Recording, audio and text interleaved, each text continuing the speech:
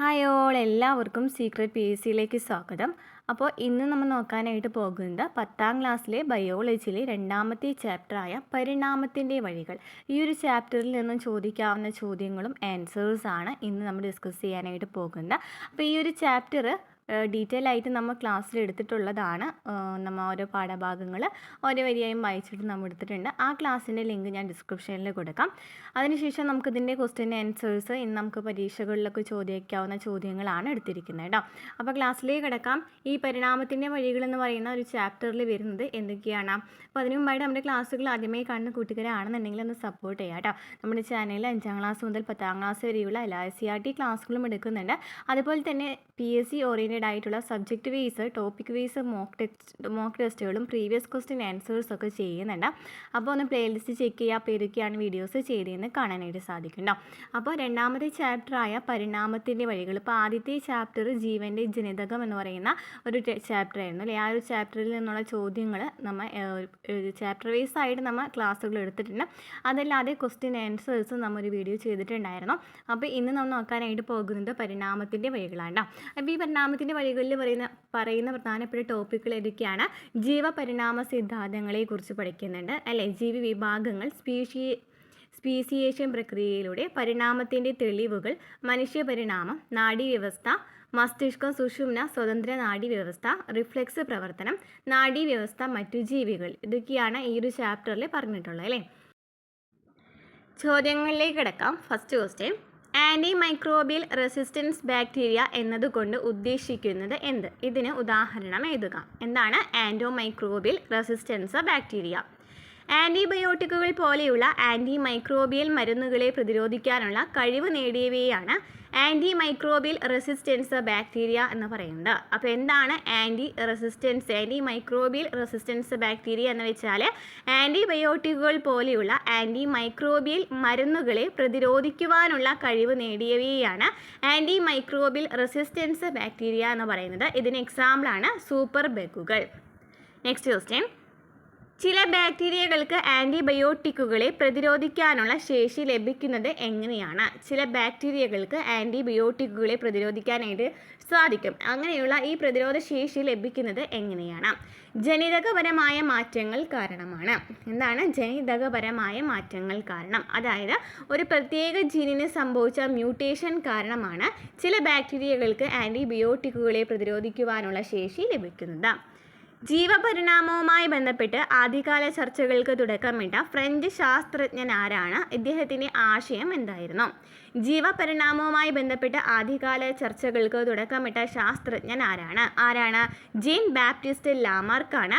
അദ്ദേഹം 1809 ജനിക്കുന്നത്. അദ്ദേഹത്തിൻ്റെ ആശയം എന്താണ്? ലാമാർക്കിസം ആണ് അല്ലേ. ലാമാർക്കിസം എന്ന് വെച്ചാൽ എന്താണ്? സ്വയാർജിത സ്വഭാവങ്ങളുടെ പാരമ്പര്യ പ്രേഷണ സിദ്ധാന്തം.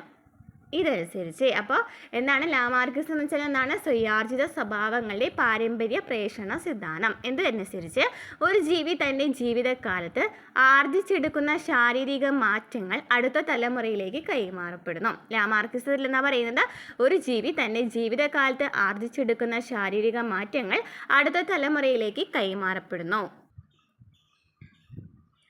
അപ്പം ലാമാർക്കിസം എന്ന് വെച്ചാൽ എന്താ പറഞ്ഞത്? ലാമാർക്കിസം എന്ന് വെച്ചാൽ ഒരു ജീവി തൻ്റെ ജീവിതകാലത്ത് ആർജിച്ചെടുക്കുന്ന ശാരീരിക മാറ്റങ്ങൾ അടുത്ത തലമുറയിലേക്ക് കൈമാറ്റപ്പെടുന്നു അല്ലേ. ഒരു എക്സാമ്പിൾ പറയുകയാണെന്നുണ്ടെങ്കിൽ, ഭക്ഷ്യദൗർലഭ്യം നേരിട്ടപ്പോൾ ജിറാഫുകൾ ഉയരം കൂടിയ ചില്ലകളിലേക്ക് കഴുത്ത് നീട്ടിയതിൻ്റെ ഫലമായി അവയുടെ കഴുത്തിന് നീളം കൂടി വന്നു. നമ്മൾ ഒരു എക്സാമ്പിൾ കണ്ടിട്ടുണ്ടായിരുന്നല്ലേ ഈ ചാപ്റ്ററിൽ. എന്താ പറയുന്നത്? ഭക്ഷ്യദൗർലഭ്യം നേരിട്ടപ്പോൾ ജിറാഫുകൾ ഉയരം കൂടിയ ചില്ലകളിലേക്ക് കഴുത്ത് നീട്ടിയില്ലേ. അപ്പോൾ ഇങ്ങനെ കഴുത്ത് നീട്ടിയപ്പോൾ എന്ത് സംഭവിച്ചു? ഇവരുടെ കഴുത്ത് നീളം കൂടി വന്നു. ഇത് സ്വയാർജിത സ്വഭാവം അടുത്ത തലമുറയിലേക്ക് കൈമാറിയതോടെ നീളം കൂടിയ കഴുത്തുള്ള ജിറാഫുകൾ ഉണ്ടായി. അങ്ങനെയാണ് പറയുന്നത്. ജിറാഫുകളുടെ കഴുത്തിൽ നീളം വയ്ക്കാൻ കാരണം പറയുന്നത് ഇങ്ങനെയാണ്. അതിനുശേഷം പിന്നീടുണ്ടായിരുന്ന വർഗ്ഗങ്ങളൊക്കെ ഈ ജിറാഫ് അടുത്ത തലമുറയിലേക്ക്, അതായത് ഒരാൾ ഇങ്ങനെ കഴുത്ത് നീട്ടിയപ്പോൾ എന്ത് സംഭവിച്ചു? അപ്പം കഴുത്തിന് നീളം കൂടി. അപ്പോൾ അത് അടുത്ത തലമുറയിലേക്ക് ഇങ്ങനെ കൈമാറ്റം ചെയ്യപ്പെടുകയാണ് ചെയ്തത്. ഇങ്ങനെ മാറിയ പരിസ്ഥിതിയിൽ നീളമുള്ള കഴുത്തുള്ളവ നിലനിൽക്കുകയും അല്ലാത്തവ നശിച്ചു പോവുകയും ചെയ്തു. ഓക്കെ. നെക്സ്റ്റ് ക്വസ്റ്റ്യൻ എന്താണ്? ലാമാർക്കിസം നിരാകരിക്കപ്പെടാനുള്ള കാരണം എന്തായിരുന്നു? എന്തുകൊണ്ടാണ് ലാമാർക്കിസം അംഗീകരിച്ചില്ല എന്ന് പറയുന്നത്? സ്വയാർജിത സ്വഭാവങ്ങൾ അല്ലെങ്കിൽ വ്യതിയാനങ്ങൾ ജീവിയുടെ ജനിതക ഘടനയിൽ മാറ്റം വരുത്താത്തതിനാൽ അവ പാരമ്പര്യമായി കൈമാറുകയില്ലെന്ന് തെളിയിക്കപ്പെട്ടതോടെ ലാമാർക്കിസം നിരാകരിക്കപ്പെട്ടു. ഇങ്ങനെ ഈ ലാമാർക്കിസത്തിൽ പറയണ പോലെ ഈ ജിറാഫിന് ഇപ്പോൾ കഴുത്തിന് നീളമുള്ള കാരണം ഇങ്ങനെ ഭക്ഷണമൊന്നും കിട്ടാത്ത കാരണമാണ് കഴുത്തിന് നീളം വെച്ചെന്ന് പറഞ്ഞല്ലോ. അപ്പോൾ ഇങ്ങനെ ഈ ഒരു ഇത് അടുത്ത അതിലേക്ക് കൈമാറ്റം ചെയ്യപ്പെട്ടു എന്ന് പറഞ്ഞു അല്ലേ. അപ്പോൾ ഇങ്ങനെ കൈമാറ്റം ചെയ്യപ്പെടുന്നില്ല എന്ന് തെളിയിപ്പിച്ചതോട് കൂടിയിട്ടാണ് ഈ ലാമാർക്കിസം എന്ന് പറയുന്നത് നിരാകരിക്കപ്പെടുന്നത്. സ്വയാർജിത സ്വഭാവങ്ങൾ ജീവിയുടെ ജനിതക ഘടനയിൽ മാറ്റം വരുത്താത്തതിനാൽ അവ പാരമ്പര്യമായിട്ട് കൈമാറുകയില്ല എന്ന് തെളിയിക്കപ്പെട്ടതോടെ ലാമാർക്കിസം നിരാകരിക്കപ്പെട്ടു. Next question.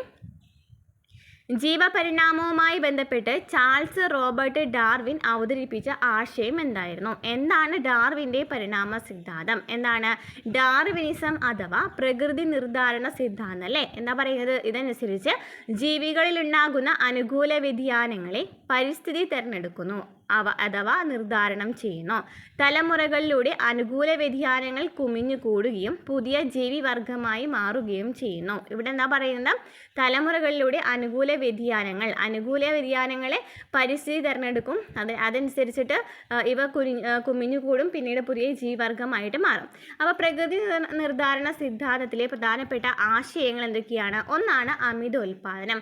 എന്താണ് അമിതോൽപാദനം എന്ന് വെച്ചാൽ? ഓവർ പ്രൊഡക്ഷൻ എന്ന് വെച്ചാൽ നിലനിർത്താനാവുന്നതിലും കൂടുതൽ സന്താനങ്ങളെ ഉൽപ്പാദിപ്പിക്കലാണ് എന്ന് പറയുന്നത് അമിതോൽപാദനം എന്ന് പറയുന്നത്.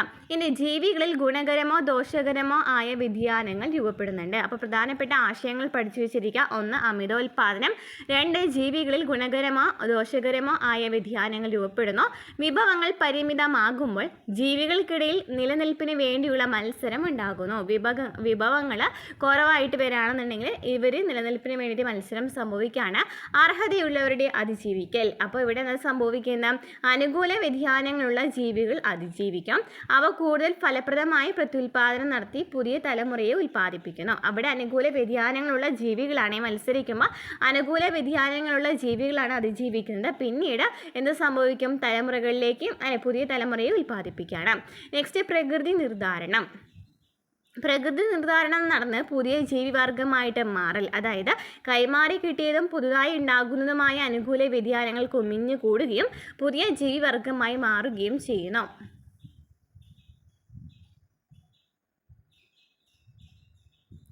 അപ്പോൾ അർഹതയുള്ളവരുടെ അതിജീവിക്കൽ എന്ന് വെച്ചാൽ അനുകൂല വ്യതിയാനങ്ങളുള്ള ജീവികൾ അതിജീവിക്കുകയാണ് കേട്ടോ. അർഹതയുള്ളവരുടെ അതിജീവിക്കൽ എന്ന് വെച്ചാൽ അനുകൂല വ്യതിയാനങ്ങൾ ഉള്ള ജീവികൾ അതിജീവിക്കും. ഇവ കൂടുതൽ ഫലപ്രദമായിട്ട് പ്രത്യുൽപാദനം നടത്തിയിട്ട് പുതിയ തലമുറയെ ഉൽപ്പാദിപ്പിക്കുകയാണ് ചെയ്യുന്നത്.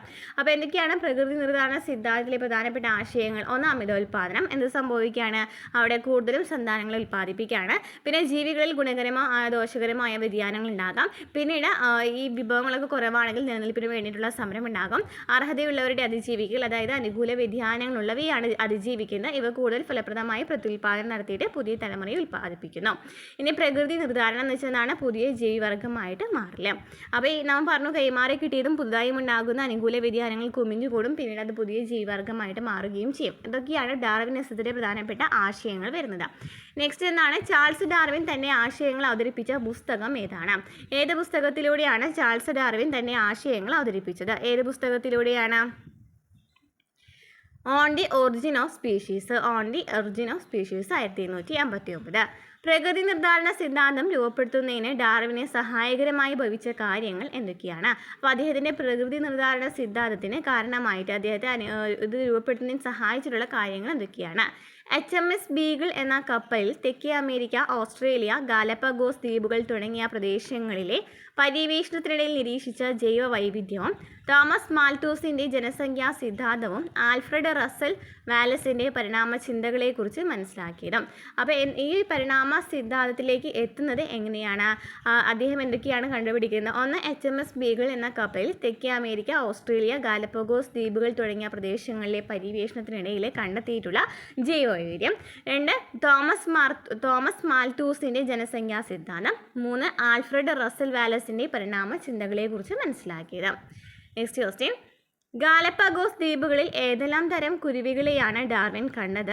അവയുടെ പ്രത്യേകത എന്തായിരുന്നു? ഗാലപ്പഗോസ് ദ്വീപുകളിൽ ഏതെല്ലാം കുരുവികളെയാണ് ഡാർവിൻ കണ്ടത്? അവയുടെ പ്രത്യേകത എന്താണ്? നിലത്ത് വസിക്കുന്ന വിത്തുതീനികൾ, കള്ളിമുൾ ചെടിയിലെ വിത്തുതീനികൾ, മരങ്ങളിലെ പ്രാണിഭോജികൾ എന്നിങ്ങനെയുള്ള 14ഓളം വ്യത്യസ്ത സ്പീഷീസിൽപ്പെട്ട കുരുവികൾ ഗാലപ്പഗോസ് ദ്വീപ സമൂഹത്തിൽ ഉണ്ടായിരുന്നു. ഏതൊക്കെയാണ്? നിലത്ത് വസിക്കുന്ന വിത്തുതീനികൾ, കള്ളിമുൾ ചെടിയിലെ വിത്തുതീനികൾ, മരങ്ങളിലെ പ്രാണിഭോജികൾ എന്നിങ്ങനെയുള്ള 14ഓളം വ്യത്യസ്ത സ്പീഷീസിൽപ്പെട്ട കുരുവികൾ ഗാലപ്പഗോസ് ദ്വീപ സമൂഹത്തിൽ ഉണ്ടായിരുന്നു. ഭക്ഷ്യസ്രോതസ്സിൻ്റെ ലഭ്യതയിലുള്ള മാറ്റം മൂലം ഇവയുടെ കൊക്കിന് ആകൃതിയിലും വലുപ്പത്തിലും വ്യത്യാസം വന്നിരുന്നു. ഓരോ പരിസ്ഥിതിക്കും യോജിച്ച കൊക്കുകളുള്ളവ അവിടെ അതിജീവിക്കുകയും കൂടുതൽ സന്താനങ്ങളെ ഉൽപ്പാദിപ്പിക്കുകയും ചെയ്യുമെന്ന് ഡാർവിൻ ചിന്തിച്ചു. അപ്പോൾ എന്തൊക്കെയാണ് അവിടെ കുരുവികളെ കണ്ടത്? അവരുടെ പ്രത്യേകത എന്താണെന്നാണ് ചോദിച്ചിരിക്കുന്നത് അല്ലേ? നെക്സ്റ്റ് ക്വസ്റ്റ്യൻ നോക്കിയാലോ. ഒരു സസ്യത്തിൽ നിന്ന് ദശലക്ഷക്കണക്കിന് വർഷങ്ങൾക്ക് ശേഷം പുതിയൊരു സസ്യ സ്പീഷീസ് രൂപപ്പെടാനിടയായിട്ടുള്ള സാഹചര്യങ്ങൾ എന്തൊക്കെയാണ്? ഒരു സസ്യത്തിൽ നിന്ന് ദശലക്ഷക്കണക്കിന് വർഷങ്ങൾക്ക് ശേഷം പുതിയൊരു സസ്യ സ്പീഷീസ് രൂപപ്പെടാനിടയായിട്ടുള്ള സാഹചര്യങ്ങൾ എന്താണ്? ആ സസ്യത്തിൽ നിന്നും തലമുറകളായി കൈമാറി കിട്ടിയതും പുതുതായി ഉണ്ടാകുന്നതുമായ വ്യതിയാനങ്ങൾ കുമിഞ്ഞുകൂടി പുതിയ സ്പീഷീസായി മാറിയേക്കാം. എന്താ പറയുന്നത്? ആ സസ്യത്തിൽ നിന്നും തലമുറകളായി കൈമാറി കിട്ടിയതും പുതുതായി ഉണ്ടാകുന്നതുമായ വ്യതിയാനങ്ങൾ കുമിഞ്ഞുകൂടി പുതിയ സ്പീഷീസായി മാറിയിരിക്കാം. നെക്സ്റ്റ്, ലാമാർക്കിസത്തിൽ നിന്ന് വ്യത്യസ്തമായി ജിറാഫുകളിൽ നീളം കൂടിയ കഴുത്ത് രൂപപ്പെട്ടതിന് ഡാർവിനിസം നൽകുന്ന വിശദീകരണം എന്താണ്? ലാമാർക്കിസത്തിൽ പറഞ്ഞു അവിടെ ഭക്ഷ്യദൗർലഭ്യം രൂപപ്പെട്ടപ്പോൾ ഈ നല്ല ഉയർന്ന ചില്ലുകളിൽ പോയിട്ട് കഴുത്ത് ഇങ്ങനെ എത്തിച്ച് അങ്ങനെ കഴുത്ത് നീളം കൂടി എന്നൊക്കെയാണ് ലാമാർക്കിസത്തിൽ പറഞ്ഞിട്ടുണ്ടായിരുന്നത് അല്ലേ? ഡാർവിനിസത്തിൽ എന്താ പറയുന്നത്?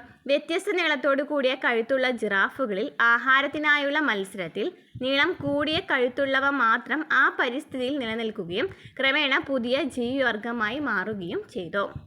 നെക്സ്റ്റ്, ഡാർവിനിസത്തിൻ്റെ പരിമിതി എന്നായിരുന്നു. ജീവികളിൽ വ്യതിയാനങ്ങൾ ഉണ്ടാകുന്നത് എങ്ങനെയെന്ന് വിശദീകരിക്കാൻ ഡാർവിന് കഴിഞ്ഞില്ല. ജീവികളിൽ വ്യതിയാനങ്ങൾ എങ്ങനെയാണ് ഉണ്ടാകുന്നതെന്ന് വിശദീകരിക്കാൻ പറ്റിയില്ല. അക്കാലത്ത് ജനിതക ശാസ്ത്രം വികസിച്ചിട്ടേ ഇല്ലായിരുന്നു. നെക്സ്റ്റ് ക്വസ്റ്റ്യൻ, എന്താണ് നിയോ ഡാർവിനിസം? പരിണാമത്തിനിടയാക്കുന്ന വ്യതിയാനങ്ങൾക്ക് കാരണം ജനിതക മാറ്റങ്ങൾ, ജനിതക പുനഃസംയോജനം, ജീൻ പ്രവാഹം എന്നിവയാണെന്ന് പിൽക്കാലത്ത് തിരിച്ചറിഞ്ഞതും പോപ്പുലേഷൻ ജെനറ്റിക്സ്, പാലിയന്റോളജി, പരിസ്ഥിതി ശാസ്ത്രം തുടങ്ങിയവയിൽ നിന്നും ലഭ്യമായ തെളിവുകളും തുടർ പഠനങ്ങളും ചേർന്നപ്പോൾ ഡാർവിനിസം ഇപ്പോൾ വിമർശനങ്ങളില്ലാത്തതും യുക്തിഭദ്രവുമായ നിയോ ഡാർവിനിസമായി മാറിയിരിക്കുന്നു. എന്താണ്? പരിണാമത്തിനിടയാക്കുന്ന വ്യതിയാനങ്ങൾക്ക് കാരണം ജനിതക മാറ്റങ്ങൾ, ജനിതക പുനഃസംയോജനം, ജീൻ പ്രവാഹം എന്നിവയാണ് പിൽക്കാലത്ത് തിരിച്ചറിഞ്ഞു. പോപ്പുലേഷൻ ജെനറ്റിക്സ്, പാലിയന്റോളജി, പരിസ്ഥിതി ശാസ്ത്രം തുടങ്ങിയവയിൽ നിന്ന് ലഭ്യമായ തെളിവുകൾ അതുപോലെ തന്നെ തുടർ പഠനങ്ങൾ ചേർന്നപ്പോൾ ഡാർവിനിസം ഇപ്പോൾ വിമർശനങ്ങളില്ലാത്തതും യുക്തിഭദ്രവുമായ നിയോ ഡാർവിനിസമായിട്ടത് മാറിയിരിക്കുന്നു. നെക്സ്റ്റ്, ജീവപരിണാമവുമായി ബന്ധപ്പെട്ട് ആധുനിക ഗവേഷണങ്ങൾ നടക്കുന്ന ചില മേഖലകൾ. ജീവപരിണാമവുമായി ബന്ധപ്പെട്ടിട്ട് ആധുനിക ഗവേഷണങ്ങൾ നടക്കുന്ന മേഖലകളാണ് ചോദിച്ചിരിക്കുന്നത്. ഇവല്യൂഷണറി ക്ലിനിക്കൽ മെഡിസിൻ, DNA പഠനങ്ങൾ, ആർട്ടിഫിഷ്യൽ ഇൻ്റലിജൻസ് മുതലായവ. Next question, evolutionary clinical medicine ആരോഗ്യ സംരക്ഷണത്തിന് പരിണാമാശയങ്ങൾ പ്രയോജനപ്പെടുത്തുന്നു എന്നത് ഉദാഹരണത്തിലൂടെ വ്യക്തമാക്കുക. ഇവല്യൂഷണറി ക്ലിനിക്കൽ മെഡിസിൻ ആരോഗ്യ സംരക്ഷണത്തിന് പരിണാമാശയങ്ങൾ പ്രയോജനപ്പെടുത്തുന്നു എന്നതിന് ഉദാഹരണം കൂടി വ്യക്തമാക്കാനാണ് പറഞ്ഞിരിക്കുന്നത്. ബാക്ടീരിയകളോ വൈറസുകളോ മരുന്നുകളെ പ്രതിരോധിക്കുന്നത് എങ്ങനെ എന്ന് പഠിച്ച് നിലവിലുള്ള ചികിത്സാ രീതിയിൽ മാറ്റം വരുത്തുകയോ പുതിയ രീതി സൃഷ്ടിക്കുകയോ ചെയ്യുന്നു. ജീനുകളും കുടുംബത്തിൻ്റെ ജനിതക പാരമ്പര്യവും പരിശോധിച്ച് പേഴ്സണലൈസ്ഡ് മെഡിസിൻ രൂപകൽപ്പന ചെയ്യണം. എന്താണ്? ബാക്ടീരിയകളോ വൈറസുകളോ മരുന്നുകളെ പ്രതിരോധിക്കുന്നത് എങ്ങനെയെന്ന് പഠിച്ച് നിലവിലുള്ള ചികിത്സാ രീതിയിൽ മാറ്റം വരുത്തുകയോ പുതിയ രീതി സൃഷ്ടിക്കുകയോ ചെയ്യണം. ജീനുകളും കുടുംബത്തിൻ്റെ ജനിതക പാരമ്പര്യവും പരിശോധിച്ച് പേഴ്സണലൈസ്ഡ് മെഡിസിൻ രൂപകൽപ്പന ചെയ്യണം. നെക്സ്റ്റ് ക്വസ്റ്റ്യൻ, ഭൂമിയിൽ ജൈവവൈവിധ്യം രൂപപ്പെട്ടത് എങ്ങനെ?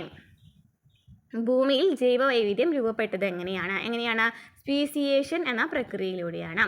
ഒരു പൊതു പൂർവിക സ്പീഷീസിൽ നിന്നും പുതിയ സ്പീഷീസ് രൂപപ്പെട്ടു വരുന്ന പ്രക്രിയ ഇത് എങ്ങനെ സംഭവിക്കുന്നു? ഒരു പൊതു പൂർവിക സ്പീഷീസിൽ നിന്നും പുതിയ സ്പീഷീസ് രൂപപ്പെട്ടു വരുന്ന പ്രക്രിയ ഏതാണ്? ഇതെങ്ങനെയാണ് സംഭവിക്കുന്നത്? സ്പീസിയേഷൻ എന്ന് പറയുന്ന പ്രക്രിയയാണ് അല്ലേ? എന്താണ് സ്പീസിയേഷൻ എന്ന് വെച്ചാൽ? ഒരു ജീവിഗണത്തിലെ അംഗങ്ങളിൽ വ്യത്യസ്ത കാരണങ്ങളാൽ വ്യതിയാനങ്ങൾ വരികയും കാലക്രമേണ അവ കുമിഞ്ഞു കൂടുകയും ചെയ്താൽ അവയ്ക്ക് പരസ്പരം പ്രത്യുൽപാദനക്ഷമമായ സന്താനങ്ങളെ ഉൽപ്പാദിപ്പിക്കാൻ കഴിയാതെ വരികയും വ്യത്യസ്ത സ്പീഷീസുകളായി പരിണമിക്കുകയും ചെയ്യുന്നു. എന്താ പറയുന്നത്? ഒരു ജീവിഗണത്തിലെ അംഗങ്ങളിൽ വ്യത്യസ്ത കാരണങ്ങൾ കൊണ്ട് വ്യതിയാനങ്ങൾ ഉണ്ടായെന്ന് വിചാരിക്കും. അങ്ങനെയാണെന്നുണ്ടെങ്കിൽ കാലക്രമേണ ഇവ കുമിഞ്ഞുകൂടും. ഓക്കെ, അപ്പോൾ ഈ കുമിഞ്ഞുകൂടുകയും ചെയ്താൽ ഇവയ്ക്ക് പരസ്പരം പ്രത്യുൽപാദനക്ഷമമായ സന്താനങ്ങളെ ഉൽപ്പാദിപ്പിക്കാനായിട്ട് കഴിയാതെ വരാണ്. അപ്പോൾ എന്ത് ചെയ്യും? അതൊരു വേറൊരു സ്പീഷീസായിട്ട് പരിണമിക്കുകയാണ്. അതായത് ഒരു പൊതു പൂർവിക സ്പീഷീസിലെ അംഗങ്ങൾക്കിടയിൽ പ്രത്യുൽപാദനപരമായ ഒറ്റപ്പെടൽ ഉണ്ടാകുമ്പോൾ സ്പീസിയേഷൻ എന്ന പ്രക്രിയ ആരംഭിക്കുന്നു. ഒരു പൊതുപൂർവിക സ്പീഷീസിലെ അംഗങ്ങൾക്കിടയിൽ പ്രത്യുൽപാദനമായ ഒറ്റപ്പെടൽ ഉണ്ടാകുമ്പോഴാണ് സ്പീസിയേഷൻ എന്ന പ്രക്രിയ ആരംഭിക്കുന്നത്. നെക്സ്റ്റ്, ജീവികളിൽ വ്യതിയാനങ്ങൾ രൂപപ്പെടുന്നതിന് കാരണമാകുന്ന സാഹചര്യങ്ങൾ ഏതൊക്കെയാണ്? ജീവികളിൽ വ്യതിയാനങ്ങൾ രൂപപ്പെടുന്നതിന് കാരണമാകുന്ന സാഹചര്യങ്ങൾ ഏതൊക്കെയാണ്? പാരിസ്ഥിതിക ഘടകങ്ങൾ, മ്യൂട്ടേഷൻ, പ്രകൃതി നിർദ്ധാരണം, ജനിതക പുനഃസംയോജനം. എന്തൊക്കെയാണ്? പാരിസ്ഥിതിക ഘടകങ്ങൾ, മ്യൂട്ടേഷൻ, പ്രകൃതി നിർദ്ധാരണം, ജനിതക പുനഃസംയോജനം. വ്യത്യസ്ത സ്പീഷീസുകളുടെ ഏറ്റവും അടുത്ത പൊതുപൂർവിക ജീവിയെ എന്ത് വിളിക്കാം? വ്യത്യസ്ത സ്പീഷീസുകളുടെ ഏറ്റവും അടുത്ത പൊതുപൂർവിക ജീവിയെ എന്താണ് വിളിക്കുന്നത്? എന്താണ്? MRCA എന്നാണ് വിളിക്കുന്നത്. എന്താണ്? MRCA എന്നാണ് വിളിക്കുന്നത്. എല്ലാ ജീവജാലങ്ങളുടെയും അവസാനത്തെ പൊതുപൂർവികൻ ആരാണ്?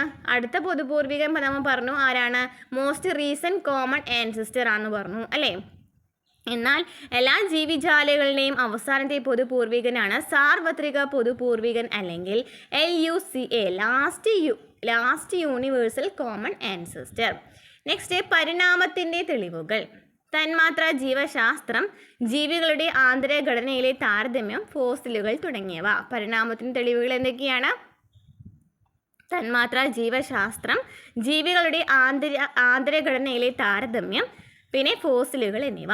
ഒരു ജീവിയിലെ പ്രോട്ടീനുകളിലെ അമിനോ ആസിഡുകളുടെ ക്രമവും DNA ന്യൂക്ലിയോടൈഡുകളുടെ ക്രമവും മറ്റു ജീവികളുടേതുമായി താരതമ്യം ചെയ്യുന്ന ശാസ്ത്രശാഖയെ എന്നാണ് വിളിക്കുന്നത്. എന്താണ്? ഒരു ജീവിയിലെ പ്രോട്ടീനുകളിലെ അമിനോ ആസിഡുകളുടെ ക്രമവും DNA ന്യൂക്ലിയോടൈഡുകളുടെ ക്രമവും മറ്റു ജീവികളുടേതായി താരതമ്യം ചെയ്യുന്ന ശാസ്ത്രശാഖയാണ് തന്മാത്രാ ജീവശാസ്ത്രം. പരിണാമത്തെ തന്മാത്രാ ജീവശാസ്ത്രം സാധൂകരിക്കുന്നത് എങ്ങനെയാണ്? ഒരു ജീവിയിലെ DNA ന്യൂക്ലിയോടൈഡുകളുടെ ക്രമവും പ്രോട്ടീനുകളിലെ അമിനോ ആസിഡുകളുടെ ക്രമവും മറ്റു ജീവികളുടേതുമായി താരതമ്യം ചെയ്യുന്നതിലൂടെ ജീവികളുടെ പരിണാമപരമായ ബന്ധം കണ്ടെത്താൻ കഴിയും. എങ്ങനെയാണ്? ഒരു ജീവിയിലെ DNA നിന്നുണ്ടായിരിക്കുന്ന ന്യൂക്ലിയോടൈഡുകളുണ്ട് അല്ലേ? ഈ ന്യൂക്ലിയോടൈഡുകളുടെ ക്രമവും അതുപോലെ തന്നെ പ്രോട്ടീനുകളിലെ അമിനോ ആസിഡുകളുടെ ക്രമവും മറ്റു ജീവികളുടെ ഇതുമായിട്ട് താരതമ്യം ചെയ്യുമ്പോഴാണ് ജീവികളുടെ പരിണാമപരമായ ബന്ധം കണ്ടെത്താനായിട്ട് കഴിയുന്നത്. നെക്സ്റ്റ്, തന്മാത്ര ജീവശാസ്ത്ര പഠനമനുസരിച്ച് മനുഷ്യരോട് ഏറ്റവും അടുത്ത ജീവി ഏതാണ്? എന്തുകൊണ്ട്? തന്മാത്ര ജീവശാസ്ത്ര പഠനമനുസരിച്ച് മനുഷ്യരോട് ഏറ്റവും അടുത്ത ജീവി ഏതാണ്? എന്തുകൊണ്ടാണ്? ഏതാണ്? ചിമ്പാൻസിയാണ്. കാരണം മനുഷ്യൻ്റെയും ചിമ്പാൻസിയുടെയും ഗ്ലോബിൻ തന്മാത്രയിലെ ബീറ്റാ ശൃംഖലയിലെ അമിനോ ആസിഡുകളുടെ ക്രമീകരണത്തിൽ വ്യത്യാസമില്ല. അപ്പോൾ ഇവിടെ നിന്നാണ് അമിനോ ആസിഡുകളുടെ ക്രമീകരണത്തിൽ വ്യത്യാസം വരുന്നില്ല. കൂടാതെ മനുഷ്യൻ്റെയും ചിമ്പാൻസിയുടെയും DNA ശ്രേണികൾ തമ്മിൽ 98% കൂടുതൽ പൊരുത്തവുമുണ്ട്. അപ്പോൾ ഇവ നോക്കുകയാണെന്നുണ്ടെങ്കിൽ ഗ്ലോബിൻ തന്മാത്രയിൽ നോക്കുകയാണെന്നുണ്ടെങ്കിൽ അമിനോ ആസിഡുകളുടെ ക്രമീകരണത്തിൽ വ്യത്യാസമില്ല. ഇതേപോലെ തന്നെ DNA ശ്രേണികൾ നോക്കുകയാണെങ്കിൽ 98% സാമ്യമുണ്ട് അല്ലേ? നെക്സ്റ്റ്, മനുഷ്യൻ, പൂച്ച, തിമിംഗലം, വവ്വാൽ എന്നിവയ്ക്ക് ഒരു പൊതുപൂർവികനുണ്ടെന്ന് പറയുന്നതിന് അടിസ്ഥാനം എന്താണ്? മനുഷ്യൻ, പൂച്ച, തിമിംഗലം, വവ്വാൽ എന്നിവയ്ക്ക് ഒരു പൊതുപൂർവികനുണ്ട്. എന്തുകൊണ്ടാണ് അങ്ങനെ പറയുന്നത്? ബാഹ്യഘടനയിലും പ്രവർത്തനത്തിലും വ്യത്യസ്തത പുലർത്തുന്നുണ്ടെങ്കിലും മനുഷ്യൻ്റെ കൈ, പൂച്ചയുടെ മുൻകാലുകൾ, തിമിംഗലത്തിൻ്റെ ഫ്ലിപ്പർ, വവ്വാലിൻ്റെ ചിറക് എന്നിവയിലെ അസ്ഥികൾ ഒരേ തരത്തിലുള്ളതാണ്. എന്തുകൊണ്ടാണ് പറയുന്നത്? കാരണം എന്താണ്? ബാഹ്യഘടനയിലും പ്രവർത്തനത്തിലും വ്യത്യസ്തത പുലർത്തുന്നുണ്ട് അല്ലേ? നമുക്കറിയാം എല്ലാ ജീവികളും ഇപ്പോൾ മനുഷ്യൻ നോക്കുകയാണെങ്കിലും പൂച്ച നോക്കുകയാണെങ്കിലും തിമിംഗലം നോക്കുകയാണെങ്കിലും വവ്വാൽ നോക്കുകയാണെങ്കിലും എന്താണ്? ബാഹ്യഘടനയിൽ വ്യത്യസ്തമാണ്. പക്ഷേ നമ്മുടെ കൈ നോക്കുകയാണെന്നുണ്ടെങ്കിൽ മനുഷ്യൻ്റെ കൈ നോക്കുകയാണെങ്കിൽ പൂച്ചയുടെ മുൻകാലുകൾ നോക്കുകയാണെങ്കിൽ അതുപോലെ തന്നെ തിമിംഗലത്തിൻ്റെയും ഫ്ലിപ്പർ നോക്കുകയാണെങ്കിൽ വവ്വാലിൻ്റെ ചിറക് നോക്കുകയാണെങ്കിൽ എന്താണ്? ഇതിൻ്റെ അസ്ഥികളൊക്കെ ഉണ്ടല്ലോ ഒരേ തരത്തിലുള്ളവയാണ്. ഇനി ഫോസിൽ പഠനങ്ങളിലൂടെ എത്തിച്ചേരാവുന്ന നിഗമനങ്ങൾ എന്തൊക്കെയാണ്? ഈ ഫോസിൽ പഠനത്തിലൂടെ എന്തൊക്കെ നിഗമനങ്ങളിലേക്കാണ് എത്തിച്ചേരാനായിട്ട് പറ്റുന്നത്? എന്തൊക്കെയാണ്? ജീവപരിണാമം ഒരു ക്രമാനുഗത പ്രക്രിയയാണെന്നും ചില ഇടനില ഫോസിലുകൾ ജീവികൾ തമ്മിലുള്ള പരിണാമപരമായ ബന്ധം സൂചിപ്പിക്കുന്നുവെന്നും ചില ജീവിവർഗങ്ങൾക്ക് വംശനാശം സംഭവിച്ചുവെന്നും മനസ്സിലാക്കാം. എന്താണ്? ജീവപരിണാമം ഒരു ക്രമാനുഗത പ്രക്രിയയാണ്. ചില ഇടനില ഫോസിലുകൾ ജീവികൾ തമ്മിലുള്ള പരിണാമപരമായ ബന്ധം സൂചിപ്പിക്കുന്നുണ്ട്. ചില ജീവിവർഗങ്ങൾക്ക് വംശനാശം സംഭവിക്കുന്നു. നെക്സ്റ്റ്, ഇടനില ഫോസിലിന് ഉദാഹരണം. ഇടനില ഫോസിലിന് ഉദാഹരണം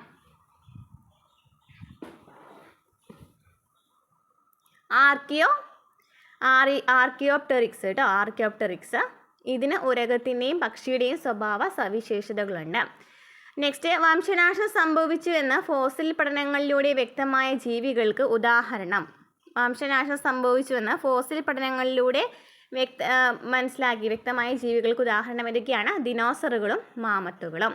എന്താണ് പ്രൈമേറ്റുകൾ? എന്താണ് ഇവയുടെ പൊതു സവിശേഷതകൾ? എന്താണ് പ്രൈമേറ്റുകൾ എന്ന് വെച്ചാൽ എന്താണ്? കുരങ്ങുകൾ, ആൾക്കുരങ്ങുകൾ, മനുഷ്യർ എന്നിവരുടെ പൊതു പൂർവികർ ഉൾപ്പെടുന്ന വിഭാഗത്തെയാണ് പ്രൈമേറ്റ് എന്ന് പറയുന്നത്. എന്താണ്? കുരങ്ങുകൾ, ആൾക്കുരങ്ങുകൾ, മനുഷ്യർ എന്നിവയുടെ പൊതു പൂർവികർ ഉൾപ്പെടുന്ന വിഭാഗത്തെയാണ് പ്രൈമേറ്റ് എന്ന് പറയുന്നത്. മറ്റു വിരലുകളോട് സമ്മുഖമാക്കാവുന്ന തള്ളവിരൽ, ദ്വിനേത്ര ദർശനം, വിരലുകളിൽ പരന്ന നഖങ്ങൾ, വലിപ്പം കൂടിയതും സങ്കീർണവുമായ മസ്തിഷ്കം എന്നിവ പ്രൈമേറ്റുകളുടെ പൊതു സവിശേഷതകളാണ്. അപ്പോൾ പ്രൈമേറ്റുകളുടെ സവിശേഷത എന്തൊക്കെയാണ്? മറ്റു വിരലുകളോട് സമ്മുഖമാക്കാവുന്ന തള്ളവിരൽ, ദ്വിനേത്ര ദർശനം, വിരലുകളിൽ പരന്ന നഖങ്ങൾ, വലിപ്പം കൂടിയതും സങ്കീർണവുമായ മസ്തിഷ്കം. നെക്സ്റ്റ് ക്വസ്റ്റ്യൻ, മനുഷ്യ പരിണാമ വൃക്ഷത്തിൽ ആന്ത്രോപോയിഡയിലെ 2 വിഭാഗങ്ങൾ ഏവ? ഓരോ വിഭാഗത്തിലും ഉൾപ്പെടുന്ന ജീവികൾ, അവയുടെ പൊതു സവിശേഷതകൾ എന്തൊക്കെയാണ് ചോദിച്ചിരിക്കുന്നത്? മനുഷ്യ പരിണാമ വൃക്ഷത്തിൽ ആന്ത്രോപോയിഡയിലെ 2 വിഭാഗങ്ങൾ ഏതൊക്കെയാണ്? ഓരോ വിഭാഗത്തിലെയും ജീവികൾ ഏതൊക്കെയാണ്? അതുപോലെ തന്നെ അവയുടെ പൊതു സവിശേഷതകൾ എന്താണ്? സർക്കോപിത്തിക്കോയിഡിയ. സർക്കോപിത്തിക്കോയിഡിയ എന്ന് വെച്ചാൽ എന്താണ്? ചെറിയ മസ്തിഷ്കവും വാലും ഉള്ളവയാണ് സർക്കോപിത്തിക്കോയിഡിയ എന്ന് പറയുന്നത്. അതിന് എക്സാമ്പിളാണ് കുരങ്ങുകൾ. ഇനി ഹോമിനോയിഡിയ. ഹോമിനോയിഡിയ എന്ന് വെച്ചാൽ എന്താണ്? വലിയ മസ്തിഷ്കമുള്ളവയും വാലില്ലാത്തവയാണ് hominoidea. Example gibbon, orangutan, gorilla, chimpanzee, മനുഷ്യൻ. ആരൊക്കെയാണ്? ഗിബ്ബൺ, ഒറാങ്ങുട്ടാൻ, ഗോറില്ല, ചിമ്പാൻസി, മനുഷ്യൻ. നെക്സ്റ്റ്, കുരങ്ങുകളിൽ നിന്നാണോ മനുഷ്യർ പരിണമിച്ചത്?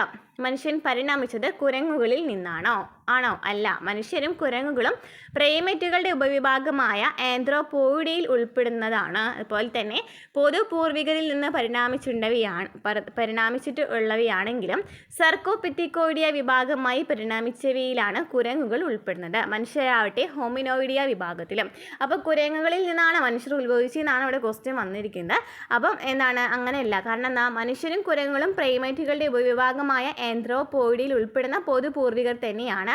എന്നാലും സർക്കോപിത്തിക്കോയിഡിയ വിഭാഗമായിട്ട് പരിണമിച്ചവയാണ് കുരങ്ങുകൾ എന്ന് പറയുന്നത്. എന്നാൽ മനുഷ്യരാണെങ്കിൽ ഏത് വിഭാഗത്തിലാണ്? ഹോമിനോയിഡിയ വിഭാഗത്തിലാണ്. ഹോമിനോയിഡിയ വിഭാഗത്തിൽ ഉൾപ്പെടുന്നവയെ പരിണാമചക്രത്തിൻ്റെ അടിസ്ഥാനത്തിൽ ക്രമീകരിക്കുക. എങ്ങനെയൊക്കെയാണ്? ആദ്യം ഗിബ്ബണിൽ നിന്നും സാദൃശ്യമുണ്ടായിട്ടാണ് ഒറാങ്ങുട്ടിനോട് സാദൃശ്യമല്ലേ കുറച്ചുകൂടി കൂടുതലായിട്ട് നോക്കുകയാണെന്നുണ്ടെങ്കിൽ, അല്ലെങ്കിൽ ഒറാങ്ങുട്ടയിൽ നിന്ന് പരിണമിച്ചിട്ടാണ് ഗൊറില്ലയിൽ നിന്നും പരിണമിച്ച ചിമ്പാൻസിയിൽ നിന്നും പരിണമിച്ചിട്ടാണ് ആര് വരുന്നത്? മനുഷ്യൻ വരുന്നത് അല്ലേ. ഇനി ലഭ്യമായ ഫോസിലുകളുടെ അടിസ്ഥാനത്തിൽ മനുഷ്യ പരിണാമ പരമ്പരയിലെ ആദ്യ കണ്ണിയായി കരുതപ്പെടുന്നത് ഏതാണ്? ലഭ്യമായ ഫോസിലുകളുടെ അടിസ്ഥാനത്തിൽ നോക്കുകയാണെന്നുണ്ടെങ്കിൽ ഏറ്റവും ആദ്യത്തെ കണ്ണി ഇതാണ്. മനുഷ്യ പരിണാമ പരമ്പരയിലെ ആദ്യത്തെ കണ്ണി ആരാണ്? സഹലാന്ത്രോപ്പസ് ചാഡൻസിസ്. നെക്സ്റ്റ്, മനുഷ്യ പരിണാമ പരമ്പരയിലെ വിവിധ ഭാഗങ്ങളും അവയുടെ സവിശേഷതകളാണ്. സഹലാന്ത്രോപ്പസ് ചാഡൻസിസിനെ മസ്തിഷ്ക വലിപ്പം നോക്കുകയാണെങ്കിൽ 350 cm3. മറ്റ് സവിശേഷതകൾ നോക്കുകയാണെങ്കിൽ ആഫ്രിക്കയിലെ ചാടിൽ നിന്നും ഫോസിലുകൾ, അതുപോലെ തന്നെ മനുഷ്യപരിണാമ ശ്രേണിയിലെ ആദ്യ കണ്ണിയാണ് സഹലാന്ത്രോപ്പസ് ചാഡൻസിസ്. 350 വലിപ്പം. ആഫ്രിക്കയിലെ ചാടിൽ നിന്നും ഫോസിലുകളും മനുഷ്യപരിണാമ ശ്രേണിയിലെ ആദ്യ കണ്ണിയുമാണ്. നെക്സ്റ്റ്, ആസ്ട്രലോപിത്തക്കസ് നോക്കുകയാണെങ്കിൽ 450 cm3. ആഫ്രിക്കയിൽ നിന്നും ഫോസിലുകൾ, ഇരുകാലി നടത്തം. ഇനി ഹോമോ ഹെബിലിസ് നോക്കുകയാണെങ്കിൽ 600 cm3 മസ്തിഷ്ക വലിപ്പം. ആഫ്രിക്കയിൽ നിന്നും ഫോസിലുകൾ, അപ്പോൾ ഹോമോ ഹെബിലിസിൻ്റെ സവിശേഷതകൾ എന്തൊക്കെയാണ്?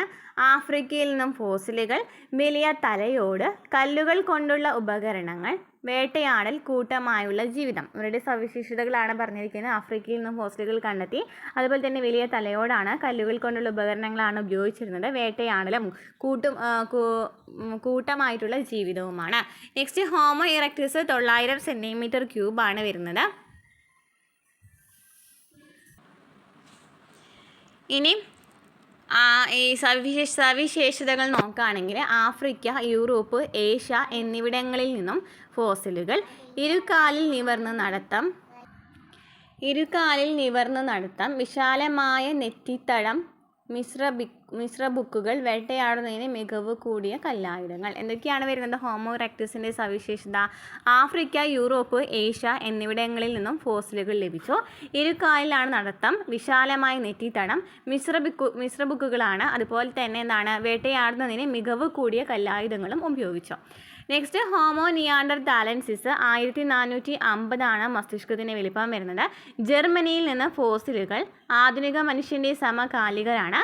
ചെറുതും ചെരിഞ്ഞതുമായ നെറ്റിത്തടം, കട്ടികൂടിയ പുരികത്തടം, ശവശരീരങ്ങൾ മറവ് ചെയ്തിരുന്നു. എന്തൊക്കെയാണ്? ജർമ്മനിയിൽ നിന്ന് ഫോസിലുകൾ ആധുനിക മനുഷ്യൻ്റെ സമകാലികർ, ചെറുതും ചെരിഞ്ഞതുമായ നെറ്റിത്തടം, കട്ടികൂടിയ പുരികത്തടം, ശവശരീരങ്ങൾ മറവ് ചെയ്തിരുന്നു. ഇനി ഹോമോസാപ്പിയൻസ് 1350 cm³ ആധുനിക മനുഷ്യൻ സാങ്കേതിക വിദ്യയും കൃഷിരീതികളും സ്വായത്തമാക്കി സാംസ്കാരികപരമായി ഉയർന്നവരാണ്. മൃഗങ്ങളെ ഇണക്കി വളർത്തി നഗരങ്ങൾ സൃഷ്ടിച്ചു. ഹോമോസാപ്പിയൻസ് മനസ്സിലായല്ലോ. നെക്സ്റ്റ്, മനുഷ്യൻ്റെ മസ്തിഷ്ക വലിപ്പത്തിലുണ്ടായ പരിണാമപരമായ പ്രവണത എന്താണ്? എന്തൊക്കെയാണ് വലിപ്പ വർധനവ് എങ്ങനെയാണ് സംഭവിച്ചിരിക്കുന്നത് എന്നാണ് ചോദിച്ചിരിക്കുന്നത്. നോക്കുകയാണെങ്കിൽ 2 ദശലക്ഷം വർഷങ്ങൾ കൊണ്ട് വലിപ്പം ഏകദേശം 3 ഇരട്ടിയായി. അതായത് മസ്തിഷ്ക വലിപ്പ വർധനമാണ് അവിടെ സംഭവിച്ചിരിക്കുന്നത് അല്ലേ. വികസിത മസ്തിഷ്കം സാമൂഹിക ഇടപെടലിനും സങ്കീർണമായ ചിന്തയ്ക്കും സഹായകമായി. ഉപകരണങ്ങൾ നിർമ്മിക്കാനുള്ള കഴിവും ഭാഷ പ്രയോഗിക്കാനുള്ള കഴിവും ഉയർന്ന വൈജ്ഞാനിക പ്രവർത്തനങ്ങളിൽ ഏർപ്പെടാനുള്ള കഴിവും സാങ്കേതിക മികവും മനുഷ്യന് നൽകി. നെക്സ്റ്റ്, മനുഷ്യനാഡീ വ്യവസ്ഥയിൽ ഉൾപ്പെടുന്ന ഭാഗങ്ങൾ ഏതൊക്കെയാണ്? മസ്തിഷ്കം, മസ്തിഷ്കം അല്ലെങ്കിൽ തലച്ചോറ്, സുഷുമ്ന നാഡികൾ, ഗ്രാഹികൾ എന്നിവയൊക്കെ എന്താണ്? നാഡീവ്യവസ്ഥയിൽ വരുന്നവയാണ്. ഇനി നാഡീവ്യവസ്ഥയുടെ അടിസ്ഥാന ഘടകങ്ങൾ ആരാണ്? നാഡീകോശങ്ങളാണ്, ന്യൂറോൺ ആണല്ലേ നാഡീവ്യവസ്ഥയുടെ അടിസ്ഥാന ഘടകങ്ങൾ. അതായത് ഉദ്ദീപനം ഗ്രഹിച്ച് ആവേഗങ്ങളാക്കി മാറ്റാൻ കഴിവുള്ള കോശങ്ങളെ എന്താണ് വിളിക്കാം? എന്താണ്? നാഡീകോശങ്ങളെന്ന് വിളിക്കാം. ഇനി ഒരു മാതൃകാ നാഡീകോശത്തിൻ്റെ ഘടന ചോദിച്ചിട്ടുണ്ട്. നോക്കി നോക്കിയേ, എങ്ങനെയാണ് എഴുതാം, എങ്ങനെയാണ് വരയ്ക്കുക? ആദ്യം തന്നെ നടുക്കൊരു കോശ ശരീരം ഉണ്ടായിരിക്കും അല്ലേ. അതുപോലെ തന്നെ ആവേഗങ്ങളെ സ്വീകരിക്കുന്നതിനായിട്ട് ഡെൻഡ്രൈറ്റ് ഉണ്ടായിരിക്കും. ഇങ്ങനെ ശാഖകളെ പോലെ ഇതിൽ തുമ്പത്ത്, അതായത് അറ്റത്തുള്ളതാണ് ഡെൻഡ്രൈറ്റ് എന്ന് പറയുന്നത്. ഈ ശാഖകളെ പോലെ കാണുന്നത് ഡെൻഡ്രോൺ ആണ്.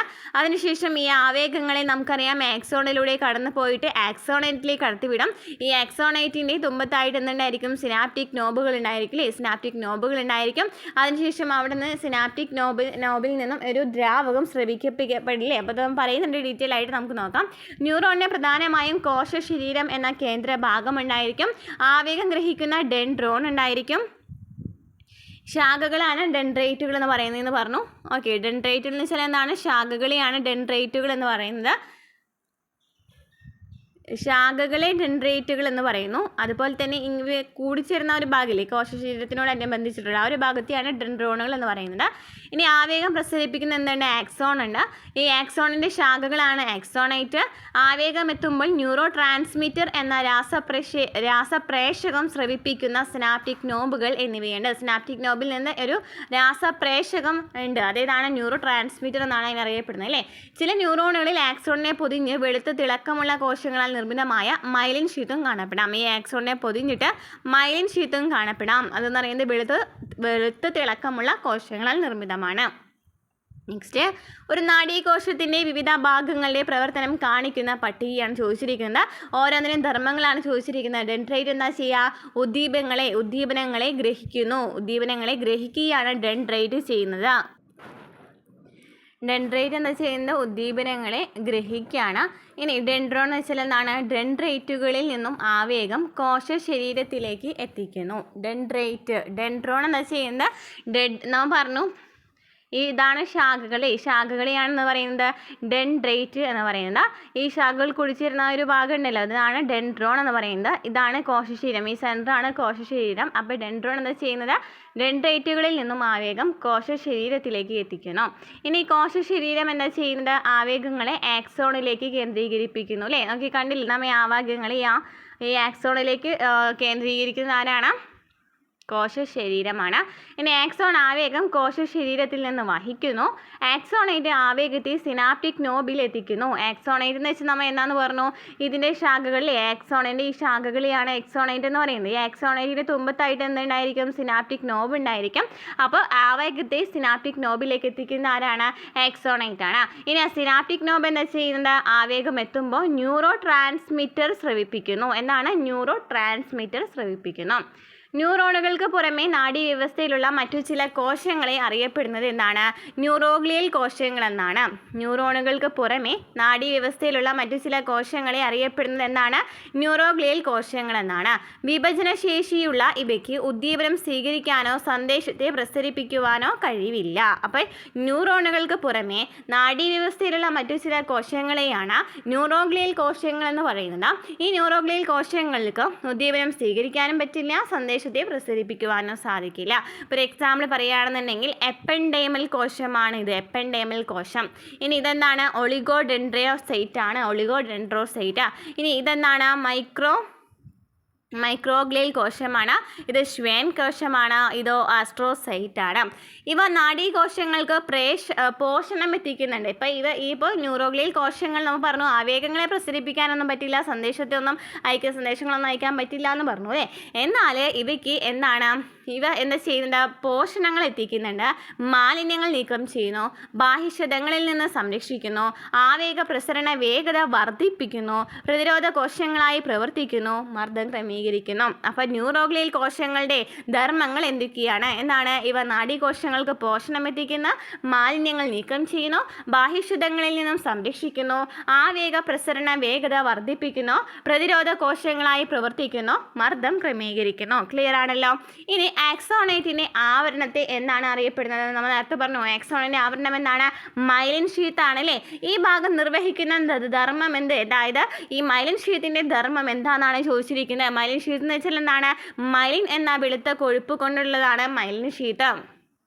എക്സോണിനെ പോഷണം ലഭ്യമാക്കുക, വൈദ്യുത ഇൻസുലേറ്ററായി വർത്തിച്ച ആവേഗ പ്രസരണ വേഗത വർദ്ധിപ്പിക്കുക, എക്സോണിനെ ബാഹ്യശതങ്ങളിൽ നിന്നും സംരക്ഷിക്കുക. അപ്പം മൈലിൻ ഷീത്ത് എന്ന് വെച്ചാൽ എന്താണ്, എക്സോണിന് പോഷണം ലഭ്യമാക്കുക, വൈദ്യുത ഇൻസുലേറ്ററായി പ്രവർത്തിച്ച ആവേഗ പ്രസരണ വേഗത വർദ്ധിപ്പിക്കുക, എക്സോണിനെ ബാഹ്യശതങ്ങളിൽ നിന്ന് സംരക്ഷിക്കുക എന്നിവയൊക്കെ ചെയ്യുന്ന ആരാണ്, മൈലിൻ ഷീത്താണ്. എക്സോണിനെ പോഷണം ലഭ്യമാക്കുക, വൈദ്യുത ഇൻസുലേറ്ററായി വർത്തിച്ച ആവേഗ പ്രസരണ വേഗത വർദ്ധിപ്പിക്കുക, ആക്സോണിനെ ബാഹ്യശതങ്ങളിൽ നിന്നും സംരക്ഷിക്കുക.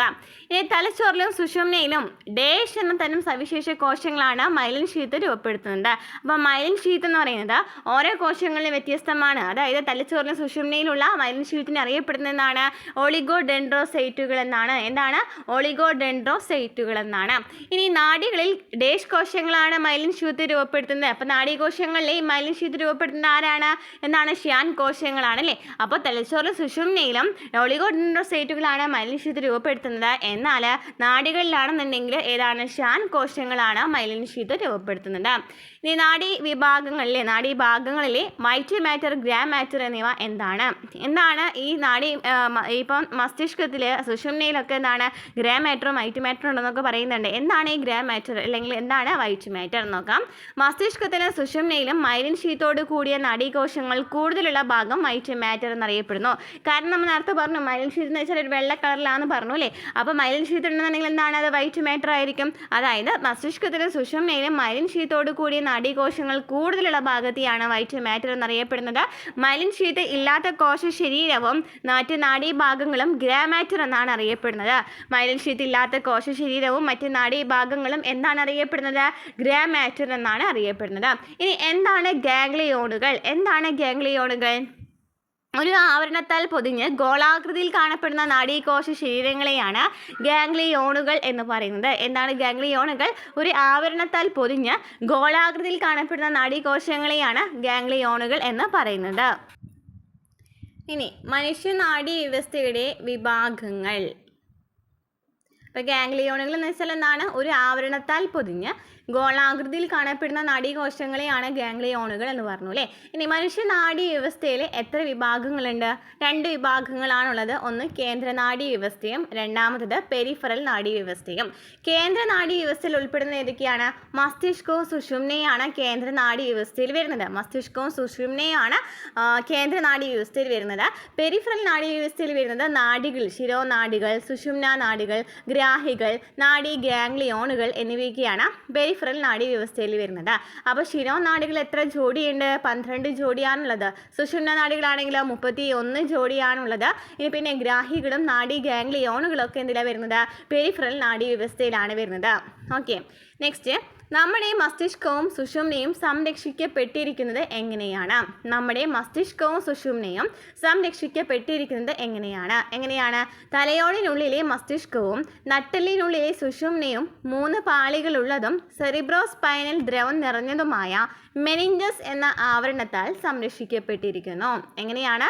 തലയോടിനുള്ളിലെ മസ്തിഷ്കവും അതുപോലെ തന്നെ നട്ടെല്ലിനുള്ളിലുള്ള സുഷുമ്നയും 3 പാളികളുള്ളതും സെറിബ്രോസ്പൈനൽ ദ്രവം നിറഞ്ഞതുമായ മെനിഞ്ചസ് എന്ന ആവരണത്താലാണ് സംരക്ഷിക്കപ്പെട്ടിരിക്കുന്നത്.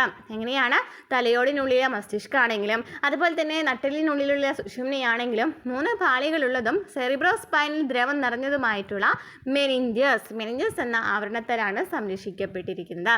ഇനി സെറിബ്രോസ്പൈനൽ ദ്രവം എവിടെയെല്ലാം കാണപ്പെടുന്നുണ്ട്? ഈ ദ്രവത്തിൻ്റെ ധർമ്മങ്ങൾ എന്തൊക്കെയാണ്? എവിടെയൊക്കെയാണ് സെറിബ്രോസ്പൈനൽ ദ്രവം കാണപ്പെടുന്നത്? മെനിഞ്ചസ് തര പാളികൾക്കുള്ളിലും മസ്തിഷ്ക അറകളിലും സുഷുമ്നയുടെ സെൻട്രൽ കനാലിലും. എവിടെയൊക്കെയാണ്? മെനിഞ്ചസ് തര പാളികൾക്കുള്ളിലും മസ്തിഷ്ക അറകളിലും സുഷുമ്നയുടെ സെൻട്രൽ കനാലിലുമാണ് സെറിബ്രോസ്പൈനൽ ദ്രവം കാണപ്പെടുന്നത്. എന്തൊക്കെയാണ് ധർമ്മങ്ങൾ? നാഡീകലകൾക്ക് പോഷണവും ഓക്സിജനും നൽകുന്നു, മാലിന്യങ്ങളെ നീക്കം ചെയ്യുന്നു, തലച്ചോറിനുള്ളിലെ മർദ്ദം ക്രമീകരിക്കുന്നു, ബാഹ്യക്ഷതങ്ങളിൽ നിന്നും സംരക്ഷിക്കുന്നു. അപ്പോൾ എന്തൊക്കെയാണ് സെറിബ്രോസ്പൈനൽ ദ്രവത്തിൻ്റെ ധർമ്മങ്ങൾ? നാഡീകലകൾക്ക് പോഷണവും ഓക്സിജനും നൽകുന്നു, മാലിന്യങ്ങളെ നീക്കം ചെയ്യുന്നു, തലച്ചോറിനുള്ളിലെ മർദ്ദം ക്രമീകരിക്കുന്നു, ബാഹ്യക്ഷതങ്ങളിൽ നിന്നും സംരക്ഷിക്കുന്നു. ഇനി ന്യൂറോഗ്ലിയൽ കോശമായ ഡേഷ് കോശങ്ങൾ സെറിബ്രോസ്പൈനൽ ദ്രവം ഉണ്ടാകുന്നതിന് സഹായകരമാണ്. ഏത് കോശങ്ങളാണ് സെറിബ്രോസ്പൈനൽ ദ്രവം ഉണ്ടാകുന്നതിന് സഹായിക്കുന്നത്? ഇതൊക്കെയാണ് എപ്പൻഡേമൽ കോശങ്ങൾ. ഇവിടെ നമ്മൾ നേരത്തെ കണ്ടു തോന്നുന്നുണ്ട് അല്ലേ? എപ്പൻഡേമൽ കോശങ്ങളെ കണ്ടിട്ടുണ്ടായിരുന്നില്ലേ? നോക്കി, ഇതാണ് എപ്പൻഡേമൽ കോശങ്ങൾ. ഈ കോശങ്ങളാണ് സെറിബ്രോസ്പൈനൽ ദ്രവം ഉണ്ടാകുന്നതിന് സഹായിക്കുന്നത്. മനുഷ്യ മസ്തിഷ്കത്തിൻ്റെ പ്രധാന ഭാഗങ്ങൾ ഏതൊക്കെയാണ്? മനുഷ്യ മസ്തിഷ്കത്തിൻ്റെ പ്രധാന ഭാഗങ്ങൾ ഏതൊക്കെയാണ്? Cerebrum, cerebellum, thalamus, hypothalamus, brain stem. അതായത് ബ്രെയിൻ സ്റ്റെമ്മിൽ വരുന്നത് ഏതൊക്കെയാണ്? മിഡ് ബ്രെയിന്, പോൺസ്, മെഡുല ഒബ്ലോങ്ങേറ്റ എന്നിവ. അപ്പോൾ സെറിബ്രം, സെറിബെല്ലം, തലാമസ്, ഹൈപ്പോതലാമസ്. നമ്മുടെ പണ്ടൊക്കെ പഠിക്കാറുള്ള എങ്ങനെയാണ്? സെറിബ്രം, സെറിബെല്ലം, തലാമസ്, ഹൈപ്പോതലാമസ്, അതുപോലെ തന്നെ ഇതാണ് മെഡുല ഒബ്ലോങ്ങേറ്റ, അങ്ങനെയാണ് പഠിക്കാറല്ലേ. ഇപ്പോൾ നമുക്ക് ടെക്സ്റ്റിൽ എന്നാണ് തന്നിരിക്കുന്നത്? Cerebrum, cerebellum, thalamus, hypothalamus. പിന്നെ എന്താണ്? ബ്രെയിൻ സ്റ്റെം എന്നാണ് തന്നിരിക്കുന്നത്. ഈ ബ്രെയിൻ സ്റ്റെമ്മിലാണ് മെഡുല ഒബ്ലോങ്ങേറ്റ വരുന്നതും മിഡ് ബ്രെയിൻ വരുന്നതും പോൺസ് വരുന്നതും. ഇനി നമുക്ക് ഓരോ മസ്തിഷ്ക ഭാഗത്തിൻ്റെയും ധർമ്മങ്ങൾ നോക്കാം. സെറിബ്രം ക്ലാസ്സുകൾ മനസ്സിലാവുന്നുണ്ടെങ്കിൽ ഒന്ന് ലൈക്ക് ചെയ്യുക, കമൻറ്റ് ചെയ്യുക കേട്ടോ. ഓക്കെ, ഹൈപ്പും കൂടെ ചെയ്യാനായിട്ട് മറക്കല്ലേ. ഓക്കെ, അപ്പോൾ നമുക്ക് പ്രധാനപ്പെട്ട ധർമ്മങ്ങൾ നോക്കാം. സെറിബ്രം എന്ന് വെച്ചാൽ എന്താണ്? ഈ ഏറ്റവും വലിയ ഭാഗമാണല്ലേ, ഏറ്റവും വലിയ മസ്തിഷ്കത്തിലെ ഏറ്റവും വലിയ ഭാഗം ചോദിക്കുകയാണെങ്കിൽ ഏതാണ്? സെറിബ്രമാണ്. എവിടെ നോക്കി ധാരാളം ചുളിവുകളും മടക്കുകളൊക്കെ കാണപ്പെടുന്നില്ലേ? എന്താണ് ഇതിൻ്റെ പ്രധാനപ്പെട്ട ധർമ്മം? സെറിബ്രത്തിൻ്റെ ധർമ്മം ഏതാണ്? പ്രശ്നപരിഹാരം, ആസൂത്രണം, ഐച്ഛിക ചലനങ്ങൾ, ഓർമ്മ, ബുദ്ധി, ചിന്ത, ഭാവന എന്നിവയുടെ കേന്ദ്രം, ഇന്ദ്രിയാനുഭവങ്ങൾ ഉളവാക്കൽ. സെറിബ്രത്തിൻ്റെ എന്താണ് ചോദിച്ചിരിക്കുന്നതാണ്? സെറിബ്രത്തിൻ്റെ ധർമ്മമാണ് പ്രശ്നപരിഹാരം, ആസൂത്രണം, ഐച്ഛിക ചലനങ്ങൾ, ഓർമ്മ, ബുദ്ധി, ചിന്ത, ഭാവന എന്നിവയുടെ കേന്ദ്രം, ഇന്ദ്രിയാനുഭവങ്ങൾ ഉളവാക്കൽ. ഇനി സെറിബെല്ലം എന്താ ചെയ്യുന്നത്? പേശീ പ്രവർത്തനങ്ങളെ ഏകോപിപ്പിച്ച് ശരീര തുലനനില കൈവരിക്കാൻ സഹായിക്കുന്നു. സെറിബെല്ലം എന്ന് വെച്ചാൽ എന്താണ്? പേശീ പ്രവർത്തനങ്ങളെ ഏകോപിപ്പിച്ച് ശരീര തുലനനില കൈവരിക്കാൻ സഹായിക്കുന്നു. ഇനി തലാമസ് എന്ന് വെച്ചാൽ എന്താ? സന്ദേശങ്ങളുടെ പുനഃപ്രസരണ കേന്ദ്രം, വേദനാ സംഹാരികൾ പ്രവർത്തിക്കുന്ന ഇടം. തലാമസ് എന്താണ്? സന്ദേശങ്ങളുടെ പുനഃപ്രസരണ കേന്ദ്രം. വേദനാ സംഹാരികൾ പ്രവർത്തിക്കുന്ന ഇടമാണ് തലാമസ്. ഇനി ഹൈപ്പോ തലാമസ് നോക്കുകയാണെങ്കിൽ എന്താണ് ഹൈപ്പോ തലാമസ്? ശരീര ഊഷ്മാവ്, വിശപ്പ്, ദാഹം, വികാരങ്ങൾ നിയന്ത്രിക്കുന്നു. ആന്തര സമസ്ഥിതി പാലനത്തിന് സഹായിക്കുന്നതാണ് ഹൈപ്പോ തലാമസ് ആണ്. അപ്പോൾ സെറിബ്രം എന്ന് വെച്ചാൽ എന്താണ്? പ്രശ്നപരിഹാരം, ആസൂത്രണം, ഐച്ഛിക ചലനങ്ങൾ, ബുദ്ധി, ഓർമ്മ, ബുദ്ധി, ചിന്താ, ഭാവന എന്നിവയുടെ കേന്ദ്രം, ഇന്ദ്രിയാനുഭവങ്ങൾ ഉളവാക്കുന്നു. ഇനി സെറിബെല്ലം ആണെങ്കിൽ ശരീര ത്വലന നില പാലിക്കാൻ സഹായിക്കുന്നു. തലാമസ് എന്താണ്? സന്ദേശങ്ങളുടെ പുനഃപ്രസരണ കേന്ദ്രം, വേദന സംഹാരികൾ പ്രവർത്തിക്കുന്ന ഇടം. ഹൈപ്പോ തലാമസ് ശരീര ഊഷ്മാവ്, വിശപ്പ്, ദാഹം, വികാരങ്ങൾ നിയന്ത്രിക്കുന്നു. ആന്തര സമസ്ഥിതി പാലനത്തിന് സഹായിക്കുന്നു. ഇനി നമ്മൾ പറഞ്ഞു ബ്രെയിൻ സ്റ്റെം ഉണ്ട്. ബ്രെയിൻ സ്റ്റെമ്മിൽ ഒന്നാമത്തെയാണ് മിഡ് ബ്രെയിൻ. മിഡ് ബ്രെയിൻ എന്ന സഹായിക്കുന്നത് എങ്ങനെയാണ്? കാഴ്ചയും കേൾവിയുമായി ബന്ധപ്പെട്ട സന്ദേശങ്ങളെ പ്രാഥമികമായി വിലയിരുത്തുന്നു. കണ്ണുകളുടെയും പുരികങ്ങളുടെയും ചലനം മിഡ് ബ്രെയിൻ ആണ് ചെയ്യുന്നത്. അപ്പോൾ മിഡ് ബ്രെയിൻ എന്താ ചെയ്യുന്നത്? കാഴ്ചയും കേൾവിയുമായി ബന്ധപ്പെട്ട സന്ദേശങ്ങളെ പ്രാഥമികമായി വിലയിരുത്തുന്നു. കണ്ണുകളുടെയും പുരികങ്ങളുടെയും ചലനം. ഇനി പോൺസ് എന്താ ചെയ്യുന്നത്? ശ്വാസോച്ഛ്വാസ നിരക്കിനെ നിയന്ത്രിക്കുന്നു. കണ്ണിലെ മുഖത്തുള്ള പേശി പ്രവർത്തനം ഏകോപിപ്പിക്കുന്നു. പോൺസ് എന്താ ചെയ്യുന്നത്? ശ്വാസോച്ഛ്വാസ നിരക്കിനെ നിയന്ത്രിക്കുന്നു. കണ്ണിലും മുഖത്തുമുള്ള പേശി പ്രവർത്തനം ഏകോപിപ്പിക്കുന്നു. ഇനി മെഡുല ഒബ്ലാങ്ങേറ്റ ഹൃദയസ്പന്ദനം, ശ്വാസോച്ഛ്വാസം, ഛർദി, ചുമ, തുമ്മൽ മുതലായ അനൈച്ഛിക പ്രവർത്തനങ്ങളെ നിയന്ത്രിക്കുന്നു. മെഡുല ഒബ്ലാങ്ങേറ്റ എന്താ ചെയ്യുന്നത്? ഹൃദയസ്പന്ദനം, ശ്വാസോച്ഛ്വാസം, ഛർദി, ചുമ, തുമ്മൽ മുതലായ അനൈച്ഛിക പ്രവർത്തനങ്ങളെ നിയന്ത്രിക്കുന്നു. മെഡുല ഒബ്ലാങ്ങേറ്റ എന്താ ചെയ്യുന്നത്? ഹൃദയസ്പന്ദനം, ശ്വാസോച്ഛ്വാസം, ഛർദി, ചുമ, തുമ്മൽ മുതലായ അനൈച്ഛിക പ്രവർത്തനങ്ങളെ നിയന്ത്രിക്കുന്നു. നെക്സ്റ്റ്, സെറിബ്രത്തിന്റെ ഗ്രേ മാറ്റർ കാണപ്പെടുന്ന ബാഹ്യഭാഗം ഏതാണ്? സെറിബ്രത്തിന്റെ ഗ്രേ മാറ്റർ കാണപ്പെടുന്ന ബാഹ്യഭാഗം ഏതാണ്? കോർട്ടെക്സ് ആണല്ലേ. സെറിബ്രത്തിന്റെ ഗ്രേ മാറ്റർ കാണപ്പെടുന്ന ബാഹ്യഭാഗത്ത് എന്താ വിളിക്കുന്നത്? കോർട്ടെക്സ് എന്നാണ് വിളിക്കുന്നത്. എന്നാൽ സെറിബ്രത്തിന്റെ വൈറ്റ് മാറ്റർ കാണപ്പെടുന്ന ആന്തരഭാഗത്തെ എന്താ വിളിക്കുന്നത്? സെറിബ്രത്തിന്റെ വൈറ്റ് മാറ്റർ കാണപ്പെടുന്ന ആന്തരഭാഗത്തെ വിളിക്കുന്നതാണ് മെഡുല എന്നാണ്. ഇനി പുകവലി, മദ്യപാനം, ലഹരി മരുന്ന് എന്നിവയുടെ ഉപയോഗം തലച്ചോറിനെ പ്രതികൂലമായി ബാധിക്കുന്നത് എങ്ങനെയാണ്? പുകവലി, മദ്യപാനം, ലഹരി മരുന്ന് എന്നിവയുടെ ഉപയോഗം തലച്ചോറിനെ പ്രതികൂലമായി ബാധിക്കുന്നത് എങ്ങനെയാണ്? ആവേഗ പ്രസരണത്തെ ബാധിക്കുന്നു. ഇന്ദ്രിയാനുഭവങ്ങളെയും ശരീര ത്വലനാവസ്ഥയും തകരാറിലാക്കുന്നു. റിഫ്ലെക്സ് പ്രവർത്തനങ്ങളെ മന്ദീഭവിപ്പിക്കുന്നു. എങ്ങനെയൊക്കെയാണ്? ആവേഗ പ്രസരണത്തെ ബാധിക്കുന്നു. ഇന്ദ്രിയാനുഭവങ്ങളെയും ശരീര ത്വലനാവസ്ഥയെയും തകരാറിലാക്കുന്നു.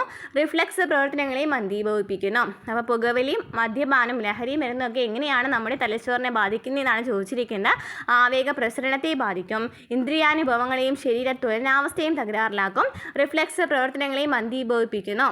ഇനി മെഡുല ഒബ്ലാങ്ങേറ്റയുടെ തുടർച്ചയായി കാണുന്ന കേന്ദ്ര നാഡി ഏതാണ്? ഇതിൻ്റെ ധർമ്മം എന്താണ്? അതായത് ഇവിടെ നമുക്ക് പിക്ചറിൽ കാണാനായിട്ട് പറ്റും. ഇതാണ് മെഡുല ഒബ്ലാങ്ങേറ്റ അല്ലേ. ഈ മെഡുല ഒബ്ലാങ്ങേറ്റയിൽ തുടർച്ചയായിട്ട് കാണപ്പെടുന്നതാണ് സുഷുമ്ന. എന്താണ്? സുഷുമ്നയാണ് കാണപ്പെടുന്നത്. അപ്പോൾ ഈ സുഷുമ്നയുടെ ധർമ്മം ചോദിച്ചിട്ടുണ്ടല്ലോ. വിവിധ ഭാഗങ്ങളിൽ നിന്ന് മസ്തിഷ്കത്തിലേക്കും അവിടെ നിന്ന് മറ്റു ഭാഗങ്ങളിലേക്കും സന്ദേശങ്ങളെ കൈമാറ്റുന്നത് ആരാണ്? സുഷുമ്നയാണ്. അതുപോലെ തന്നെ ചില റിഫ്ലെക്സ് പ്രവർത്തനങ്ങൾ നിർവഹിക്കുന്നതും ആര് തന്നെയാണ്? സുഷുമ്നയാണ്. അപ്പോൾ റിഫ്ലെക്സ് പ്രവർത്തനങ്ങളെ വഹിക്കുന്നത് നമ്മൾ വേറെ നമ്മൾ പഠിച്ചിട്ടുണ്ട്. എന്നാൽ ചില റിഫ്ലെക്സ് പ്രവർത്തനങ്ങൾ നിർവഹിക്കുന്നതിൽ ആർക്കും പങ്കുണ്ട്? സുഷുമ്നയ്ക്കും പങ്കുണ്ട്. അതുപോലെ തന്നെ വിവിധ ഭാഗങ്ങളിൽ നിന്ന് മസ്തിഷ്കത്തിലേക്കും അവിടെ നിന്ന് മറ്റ് ഭാഗങ്ങളിലേക്കും സന്ദേശങ്ങൾ കൈമാറുന്നത് ആരാണ്? സുഷുമ്നയാണ്. ഇനി സുഷുമ്നയിൽ നിന്നും ഡോർസൽ റൂട്ടും വെൻട്രൽ റൂട്ടുമായി എത്ര ജോഡി നാഡികളാണ് പുറപ്പെടുന്നത്? എത്രയാണ്? ഇവിടെ നമ്മൾ പറഞ്ഞിട്ടുണ്ടായിരുന്നു അല്ലേ. എത്രയാണ്? ശിരോനാഡികൾ 12 ജോഡിയും സുഷുമ്ന നാഡികൾ 31 ജോഡിയുമാണ്. ശിരോനാഡികൾ എത്രയാണ്? 12ഉം സുഷുമ്ന നാഡികൾ 31 ജോഡിയുമാണ്. അതിൽ എന്തൊക്കെ വരുന്നുണ്ട്? ഡോർസൽ റൂട്ടും വെൻട്രൽ റൂട്ടും വരുന്നുണ്ട്. ഇനി സുഷുമ്നയിൽ സെറിബ്രോസ്പൈനൽ ദ്രവം കാണപ്പെടുന്നത് അതിനുള്ളിലെ ഡേഷിലാണ്. ഏതിലാണ് സെറിബ്രോസ്പൈനൽ ദ്രവം? സുഷുമ്നയിൽ കാണപ്പെടുന്നത്. സുഷുമ്നയിലും സെറിബ്രോസ്പൈനൽ ദ്രവം ഉണ്ടെന്ന് പറഞ്ഞു, മസ്തിഷ്കത്തിലും ഉണ്ടെന്ന് പറഞ്ഞു അല്ലേ. അപ്പോൾ സുഷുമ്നയിലെ സെറിബ്രോസ്പൈനൽ ദ്രവം കാണപ്പെടുന്നത് എവിടെയാണ്? സെൻട്രൽ കനാലിലാണ്. ഇനി നാഡീകോശത്തിലൂടെ കൈമാറ്റം ചെയ്യപ്പെടുന്ന സന്ദേശം ഇത് രൂപപ്പെടുന്നത് എങ്ങനെയാണ്? എവിടെയാണ് സുഷുമ്നയിലെ സെറിബ്രോസ്പൈനൽ ദ്രവം കാണപ്പെടുന്നത്? സെൻട്രൽ കനാലിലാണ് അല്ലേ. ഇനി നാഡീകോശത്തിലൂടെ കൈമാറ്റം ചെയ്യപ്പെടുന്ന സന്ദേശം ഇത് രൂപപ്പെടുന്നത് എങ്ങനെയാണ്? നാഡീകോശത്തിലൂടെ കൈമാറ്റം ചെയ്യപ്പെടുന്ന സന്ദേശം ഏതാണ്? ഇത് രൂപപ്പെടുന്നത് എങ്ങനെയാണ്? നാഡീയ ആവേഗമാണ് അല്ലേ. നാഡീകോശത്തിലൂടെ കൈമാറ്റം ചെയ്യപ്പെടുന്ന സന്ദേശം ഏതാണ്? നാഡീയ ആവേഗമാണ്. ഈ നാഡീയ ആവേഗം രൂപപ്പെടുന്നത് എങ്ങനെയാണ്? ഉദ്ദീപിപ്പിക്കപ്പെടാത്ത അവസ്ഥയിൽ നാഡീകോശ സ്തരത്തിന് പുറത്ത് പോസിറ്റീവ് ചാർജും അകത്ത് നെഗറ്റീവ് ചാർജുമാണ് നിലനിൽക്കുന്നത്.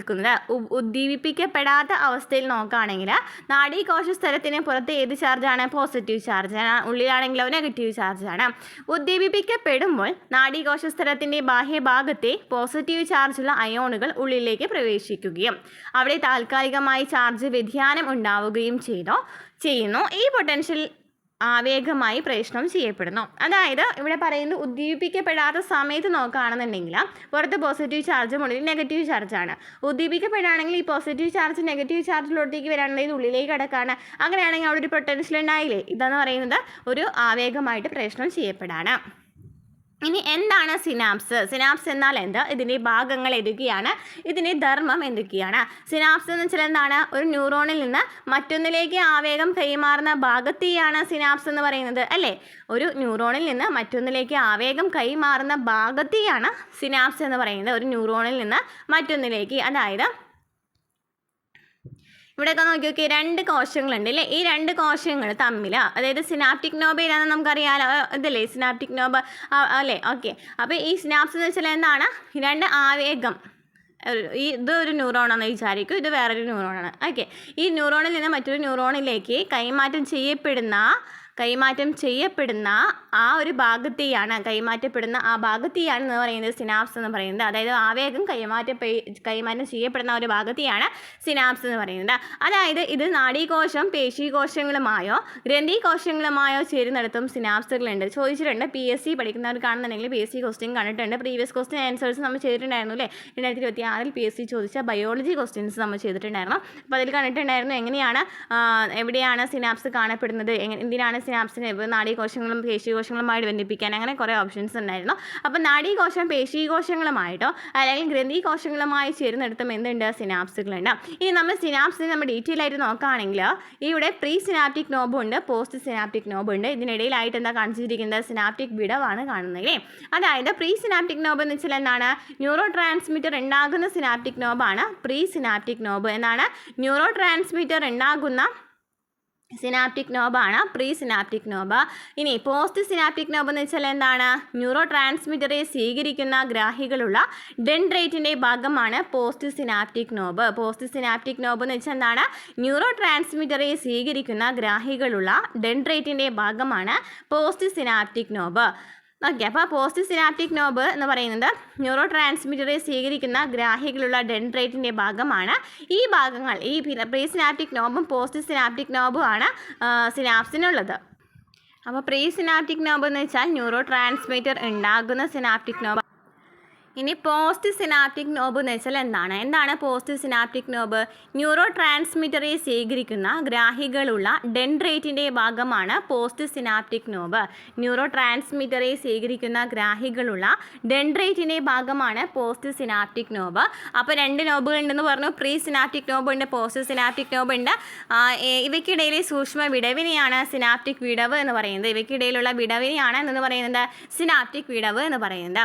ആവേഗത്തെ ഒരു ദിശയിലേക്ക് മാത്രം കടത്തിവിടുന്നതും വേഗത വർദ്ധിപ്പിക്കുകയും ചെയ്യുന്നത് സിനാപ്സ് ആണ്. സിനാപ്സ് എന്താ ചെയ്യുന്നത്?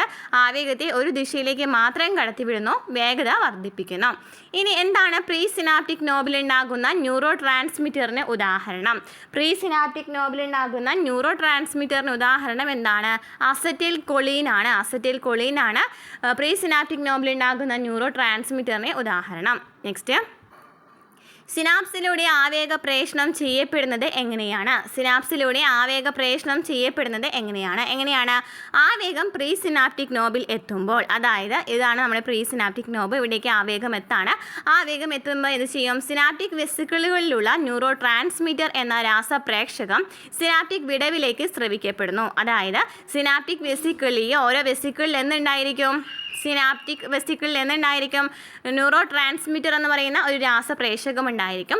ഇത് ഈ വിടവുണ്ടല്ലോ, ഈ വിടവിലേക്ക് സ്രവിക്കപ്പെടും. ഈ വിടവിലേക്ക് സ്രവിക്കപ്പെടുമ്പോൾ എന്ത് ചെയ്യും? ഇത് പോസ്റ്റ് സിനാപ്റ്റിക് നോബിലെ റിസപ്റ്ററുകളുമായി ചേർന്ന് ആ ഭാഗത്തെ ഉദ്ദീപിപ്പിക്കുകയും ചെയ്യുന്നു. അതായത് ഈ ആവേഗം പ്രീ സിനാപ്റ്റിക് നോബിലെത്തും. അവിടെ വെസിക്കിളുകളുണ്ട്, അതിനുള്ളിൽ ന്യൂറോ ട്രാൻസ്മിറ്റർ എന്ന് പറയുന്ന നാഡീയ പ്രേഷകമുണ്ട്.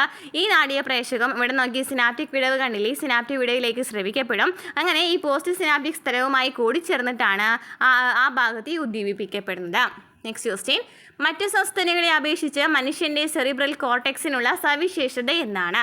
മറ്റ് സസ്തനികളെ വെച്ച് നോക്കുകയാണെങ്കിൽ മനുഷ്യൻ്റെ സെറിബ്രൽ കോർട്ടെക്സിനുള്ള സവിശേഷത എന്താണ്? മനുഷ്യൻ്റെ സെറിബ്രൽ കോർട്ടെക്സ് 16 ബില്യൺ നാഡീകോശങ്ങളുള്ളതും ധാരാളം സിനാപ്സുകൾ സൃഷ്ടിക്കപ്പെടുന്നതുമായ നവീന മസ്തിഷ്കമായി കൂടുതലായിട്ട് പരിണമിച്ചിട്ടുണ്ട്. ദീർഘകാല പരിണാമത്തിലൂടെ വികസിച്ച നിയോ കോർട്ടെക്സ് വഴി സാധ്യമായ ഭാഷ, ബുദ്ധി, സർഗാത്മകത തുടങ്ങിയ ഉന്നതമായ മാനസിക പ്രവർത്തനങ്ങളാണ് മനുഷ്യരെ ഇതര ജീവികളിൽ നിന്നും വ്യത്യസ്തരാക്കുന്നത്. അപ്പോൾ മറ്റ് സസ്തനികളെ വെച്ച് നോക്കുകയാണെന്നുണ്ടെങ്കിൽ മനുഷ്യൻ്റെ സെറിബ്രൽ കോർട്ടെക്സിനുള്ള സവിശേഷതയാണ് ചോദിച്ചിരിക്കുന്നത്. മനുഷ്യൻ്റെ സെറിബ്രൽ കോർട്ടെക്സ് 16 ബില്യൺ നാഡീകോശങ്ങളുള്ളതാണ്. അതുപോലെ തന്നെ ധാരാളം സിനാപ്സുകൾ സൃഷ്ടിക്കപ്പെട്ടിട്ടുള്ളതുമായിട്ടുള്ള നവീന മസ്തിഷ്കമായിട്ട് പരിണമിച്ചിട്ടുണ്ട്. ദീർഘകാല പരിണാമത്തിലൂടെ വികസിച്ച ഈ നിയോ കോർട്ടെക്സ് വഴി സാധ്യമായ ഭാഷ, ബുദ്ധി, സർഗാത്മകത തുടങ്ങിയ ഉന്നതമായ മാനസിക പ്രവർത്തനങ്ങളുമാണ് മനുഷ്യരെ ഇതര ജീവികളിൽ നിന്ന് വ്യത്യസ്തമാക്കുന്നത്. ഇനി വിവിധ തരം ന്യൂറോണുകളുണ്ട്. ഏതൊക്കെയാണ്? 3 തരം ന്യൂറോണുകളുണ്ട്. സംവേദ ന്യൂറോണ്, പ്രേരക ന്യൂറോണ്, ഇന്റർ ന്യൂറോണ്. എന്താണ് സംവേദ ന്യൂറോൺ എന്ന് വെച്ചാൽ? ഗ്രാഹികളിൽ നിന്നും സന്ദേശം ഇന്റർ ന്യൂറോണിലേക്ക് എത്തിക്കുകയാണ് സംവേദ ന്യൂറോൺ ചെയ്യുന്നത്. എന്താണ്? ഗ്രാഹികളിൽ നിന്നുള്ള സന്ദേശം ഇന്റർ ന്യൂറോണിലേക്ക് എത്തിക്കുന്നത് ആരാണ്? സംവേദ ന്യൂറോണാണ്. അപ്പോൾ ഇന്റർ ന്യൂറോൺ എന്താ ചെയ്യുക? സംവേദന ന്യൂറോണിൽ നിന്നും സന്ദേശം പ്രേരക ന്യൂറോണിലേക്ക് എത്തിക്കും. പ്രേരക ന്യൂറോൺ എന്ത് ചെയ്യും? ഇന്റർ ന്യൂറോണിൽ നിന്നുള്ള സന്ദേശങ്ങളെ പേശികളിലോ ഗ്രന്ഥികളിലോ എത്തിക്കുന്നു. അപ്പോൾ എന്താ? സംവേദ ന്യൂറോൺ എന്ന് വെച്ചാൽ ഗ്രാഹികളിൽ നിന്നുള്ള സന്ദേശം ഇന്റർ ന്യൂറോണിലേക്ക് എത്തിക്കും. ഇന്റർ ന്യൂറോൺ ആണെങ്കിൽ അതിലുള്ള സന്ദേശം എങ്ങോട്ടേക്ക് എത്തിക്കും? നമ്മുടെ പ്രേരക ന്യൂറോണിലേക്ക് എത്തിക്കും. പ്രേരക ന്യൂറോണാണ് സന്ദേശങ്ങളെ പേശികളിലേക്കോ ഗ്രന്ഥികളിലേക്കൊക്കെ എത്തിക്കുന്നത്. നെക്സ്റ്റ് ക്വസ്റ്റ്യൻ, എന്താണ് നാഡി? നാഡി എന്നാൽ എന്ത്? നാഡികളെ തരം തിരിച്ചിരിക്കുന്നത് എങ്ങനെയാണ്? ഓരോന്നിൻ്റെയും ധർമ്മം എന്താണ് നാഡി എന്ന് വെച്ചാൽ എന്താണ്?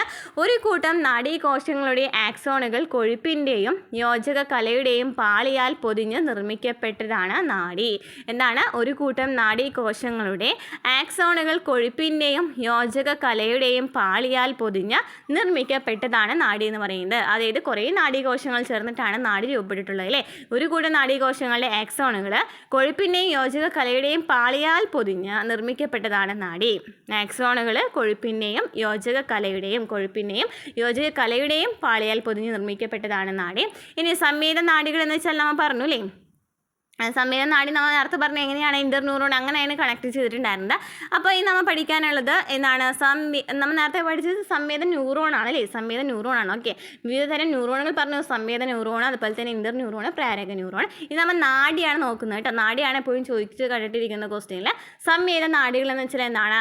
സംവേദ ന്യൂറോണുകൾ മാത്രമുള്ളവയാണ് സംവേദ നാഡികൾ. അതായത് അവയവങ്ങളിൽ നിന്ന് കേന്ദ്ര നാഡികളിലേക്ക് സന്ദേശം എത്തിക്കുകയാണ് സംവേദ നാഡികൾ ചെയ്യുന്നത്. അവയവങ്ങളിൽ നിന്നും കേന്ദ്ര നാഡികളിലേക്ക് സന്ദേശം എത്തിക്കുന്ന ആരാണ്? സംവേദ നാഡിയാണ്. ഇനി പ്രേരക നാഡി എന്ന് വെച്ചാൽ എന്താണ്? പ്രേരക ന്യൂറോൺ മാത്രമായിരിക്കുമല്ലോ. കേന്ദ്ര നാഡികളിൽ നിന്നും അവയവങ്ങളിലേക്ക് സന്ദേശം എത്തിക്കുന്ന ആരാണ്? പ്രേരക നാഡികളാണ്. കേന്ദ്ര നാഡികളിൽ നിന്നും അവയവങ്ങളിലേക്ക് സന്ദേശം എത്തിക്കുന്ന ആരാണ്? പ്രേരക നാഡികളാണ്. ഇനി സമ്മിശ്ര നാഡികൾ. എന്താണ് സമ്മിശ്ര നാഡികൾ? സംവേദ പ്രേരക ന്യൂറോണുകളുള്ളവയാണ് സമ്മിശ്ര നാഡികൾ. സംവേദ നാഡികളുണ്ടായിരിക്കും, പ്രേരക നാഡികളുണ്ടായിരിക്കും. ഇരുഭാഗത്തേക്കും സന്ദേശം എത്തിക്കുന്നത് സമ്മിശ്ര നാഡികളാണ്. ഭാഗത്തേക്കും സന്ദേശം എത്തിക്കണം.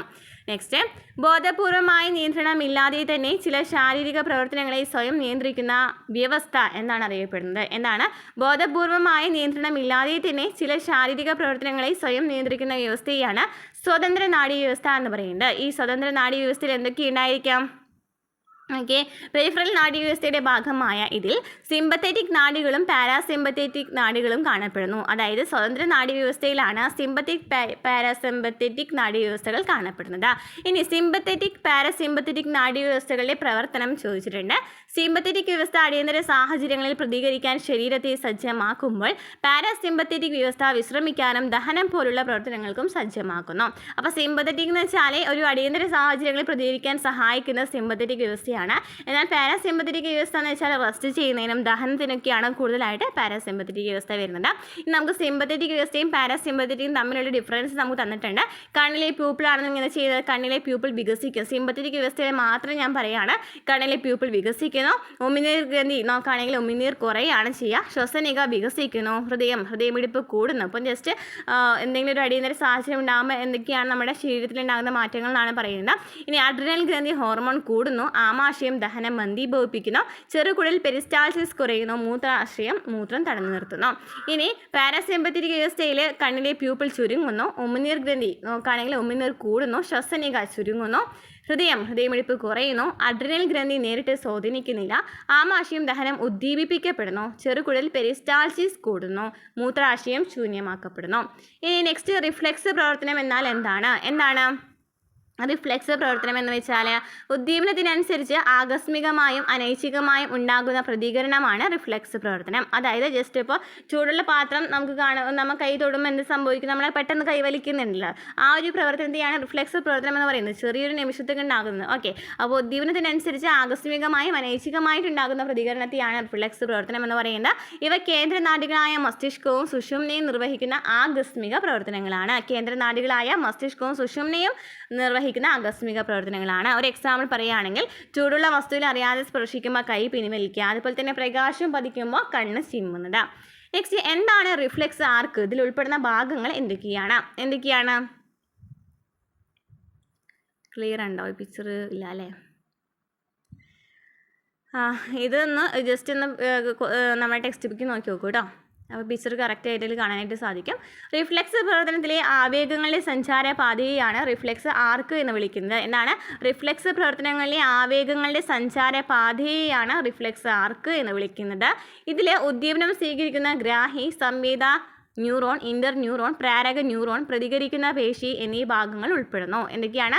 ഉദ്ദീപനം സ്വീകരിക്കുന്ന ഗ്രാഹി, സംവേദ ന്യൂറോൺ, ഇന്റർ ന്യൂറോൺ, പ്രാരക ന്യൂറോൺ, പ്രതികരിക്കുന്ന പേശി എന്നീ വിഭാഗങ്ങളൊക്കെ ഇതിലുണ്ടായിരിക്കും, ഈ റിഫ്ലെക്സ് ആർക്കിലുണ്ടായിരിക്കും.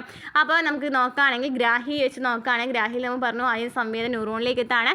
സംവേദ ന്യൂറോൺ പിന്നെ നമ്മൾ പറഞ്ഞു സംവേദ ന്യൂറോണിൽ നിന്നുള്ള സന്ദേശങ്ങൾ എന്ത് ചെയ്യും? കേന്ദ്രഭാഗങ്ങളിൽ നിന്നുള്ള സന്ദേശം അവിടേക്ക് എത്തി സംവേദ ന്യൂറോണിലേക്ക് എത്തിയില്ലേ? സംവേദ ന്യൂറോൺ എന്ത് ചെയ്യും? ഈ എന്താ പറയുക, ഇതിനെ ഇന്റർ ന്യൂറോണിലേക്ക് കടത്തിവിടും അല്ലേ? സന്ദേശങ്ങൾ ഇന്റർ ന്യൂറോണിലേക്ക് കടത്തിവിടും. ഇന്റർ ന്യൂറോൺ അതെന്ത് ചെയ്യും? പ്രാരക ന്യൂറോണിലേക്ക് കടത്തിവിടും. പ്രാരക ന്യൂറോണാണ് പേശികളിലേക്ക് എത്തിക്കുന്നത്. നേരത്തെ കണ്ടത് ജസ്റ്റ് ഒരു ഫ്ലോ ചാർട്ട് പോലെ തന്നിരിക്കുകയാണ്. ഇനി നാഡീവ്യവസ്ഥയുടെ ആരോഗ്യ സംരക്ഷണവുമായി ബന്ധപ്പെട്ട് ശ്രദ്ധിക്കേണ്ട ചില കാര്യങ്ങൾ എന്തൊക്കെയാണ്? പുകവലി, മദ്യപാനം, മയക്കുമരുന്ന് ഉപയോഗം മുതലായവ ഒഴിവാക്കുക. വ്യായാമം ചെയ്യുക. ദിവസവും കുറഞ്ഞത് 8-10 മണിക്കൂർ ഉറങ്ങുക. വാഹനം ഓടിക്കുമ്പോൾ ഹെൽമെറ്റ് അല്ലെങ്കിൽ സീറ്റ് ബെൽറ്റ് ധരിക്കുക. അണുബാധ സംഭവിക്കാതിരിക്കാൻ കെട്ടിക്കിടക്കുന്ന ജലത്തിലെ കുളി ഒഴിവാക്കാം. കുളി ഒഴിവാക്കാം. ഓക്കെ, നെക്സ്റ്റ് ഹൈഡ്ര, പ്ലനേറിയ, പാറ്റ എന്നിവയുടെ നാഡീവ്യവസ്ഥയുടെ താരതമ്യമാണ് ചോദിച്ചിരിക്കുന്നത്. ഹൈഡ്രയിൽ നിയന്ത്രണ കേന്ദ്രമില്ലാത്ത നാഡീജാലികയാണുള്ളത്. പ്ലനേറിയയിലാണെങ്കിൽ തലഭാഗത്തുള്ള ഒരു ജോഡി നാഡീ ഗാംഗ്ലിയകൾ നിയന്ത്രിക്കുന്ന നാഡീവ്യവസ്ഥയുണ്ട്. ഷഡ്പഥങ്ങളിലാണെങ്കിൽ നാഡീകോശങ്ങൾ കൂടിച്ചേർന്ന മസ്തിഷ്കവും അതിൽ നിന്നുള്ള ഒരു ജോഡി നാഡീതന്തുക്കളും അവയിലെ ഗാംഗ്ലിയോണുകളും ഉൾപ്പെടുന്ന വ്യവസ്ഥയുണ്ട്. അപ്പോൾ ഹൈഡ്രയിലാണെങ്കിൽ നിയന്ത്രണ കേന്ദ്രമില്ലാത്ത നാഡീജാലികയാണ്. പ്ലനേറിയയിലാണെങ്കിൽ തലഭാഗത്തുള്ള ഒരു ജോഡി നാഡീയ ഗാംഗ്ലിയകളാണ്. ഷഡ്പഥങ്ങളിലാണെങ്കിൽ നാഡീകോശങ്ങൾ കൂടിച്ചേർന്ന മസ്തിഷ്കവും അതിൽ നിന്നുള്ള ഒരു ജോഡി നാഡീതന്തുക്കളാണ്, ഗാംഗ്ലിയോണുകളൊക്കെയാണ് കാണപ്പെടുന്നത്. ഓക്കെ, അപ്പോൾ ഇത്രയും ഒരു ക്വസ്റ്റ്യൻസ് ആണ് ഈ ഒരു ചാപ്റ്ററിൽ എപ്പോഴും ചോദിക്കാറുള്ള ക്വസ്റ്റ്യൻസ്. അതുപോലെ തന്നെ പ്രധാനപ്പെട്ട എല്ലാ ക്വസ്റ്റ്യൻസും നമ്മുടെ പറഞ്ഞിട്ടുണ്ട്. അപ്പോൾ ക്ലാസ്സിൽ മനസ്സിലായിട്ടുണ്ട് എന്ന് വിചാരിക്കുന്നു. മനസ്സിലായിട്ടുണ്ടെന്ന് നിങ്ങളൊന്ന് ലൈക്ക് ചെയ്യാനും കമൻറ്റ് ചെയ്യാനും മറക്കരുത് കേട്ടോ. നമുക്ക് അടുത്ത ക്ലാസ്സിൽ കാണാം. ഇനി ഏതൊക്കെയാണ് ചാപ്റ്റേഴ്സ് ബുദ്ധിമുട്ടുള്ളതെന്ന് അതുപോലെ തന്നെ കമൻറ്റ് ചെയ്യുകയാണെന്നുണ്ടെങ്കിൽ നമുക്ക് ആ ഒരു ക്ലാസ്സുകൾ ഇതുപോലെ തന്നെ ക്വസ്റ്റ്യൻ ആൻസേഴ്സ് ആയിട്ട് ചെയ്യാം കേട്ടോ.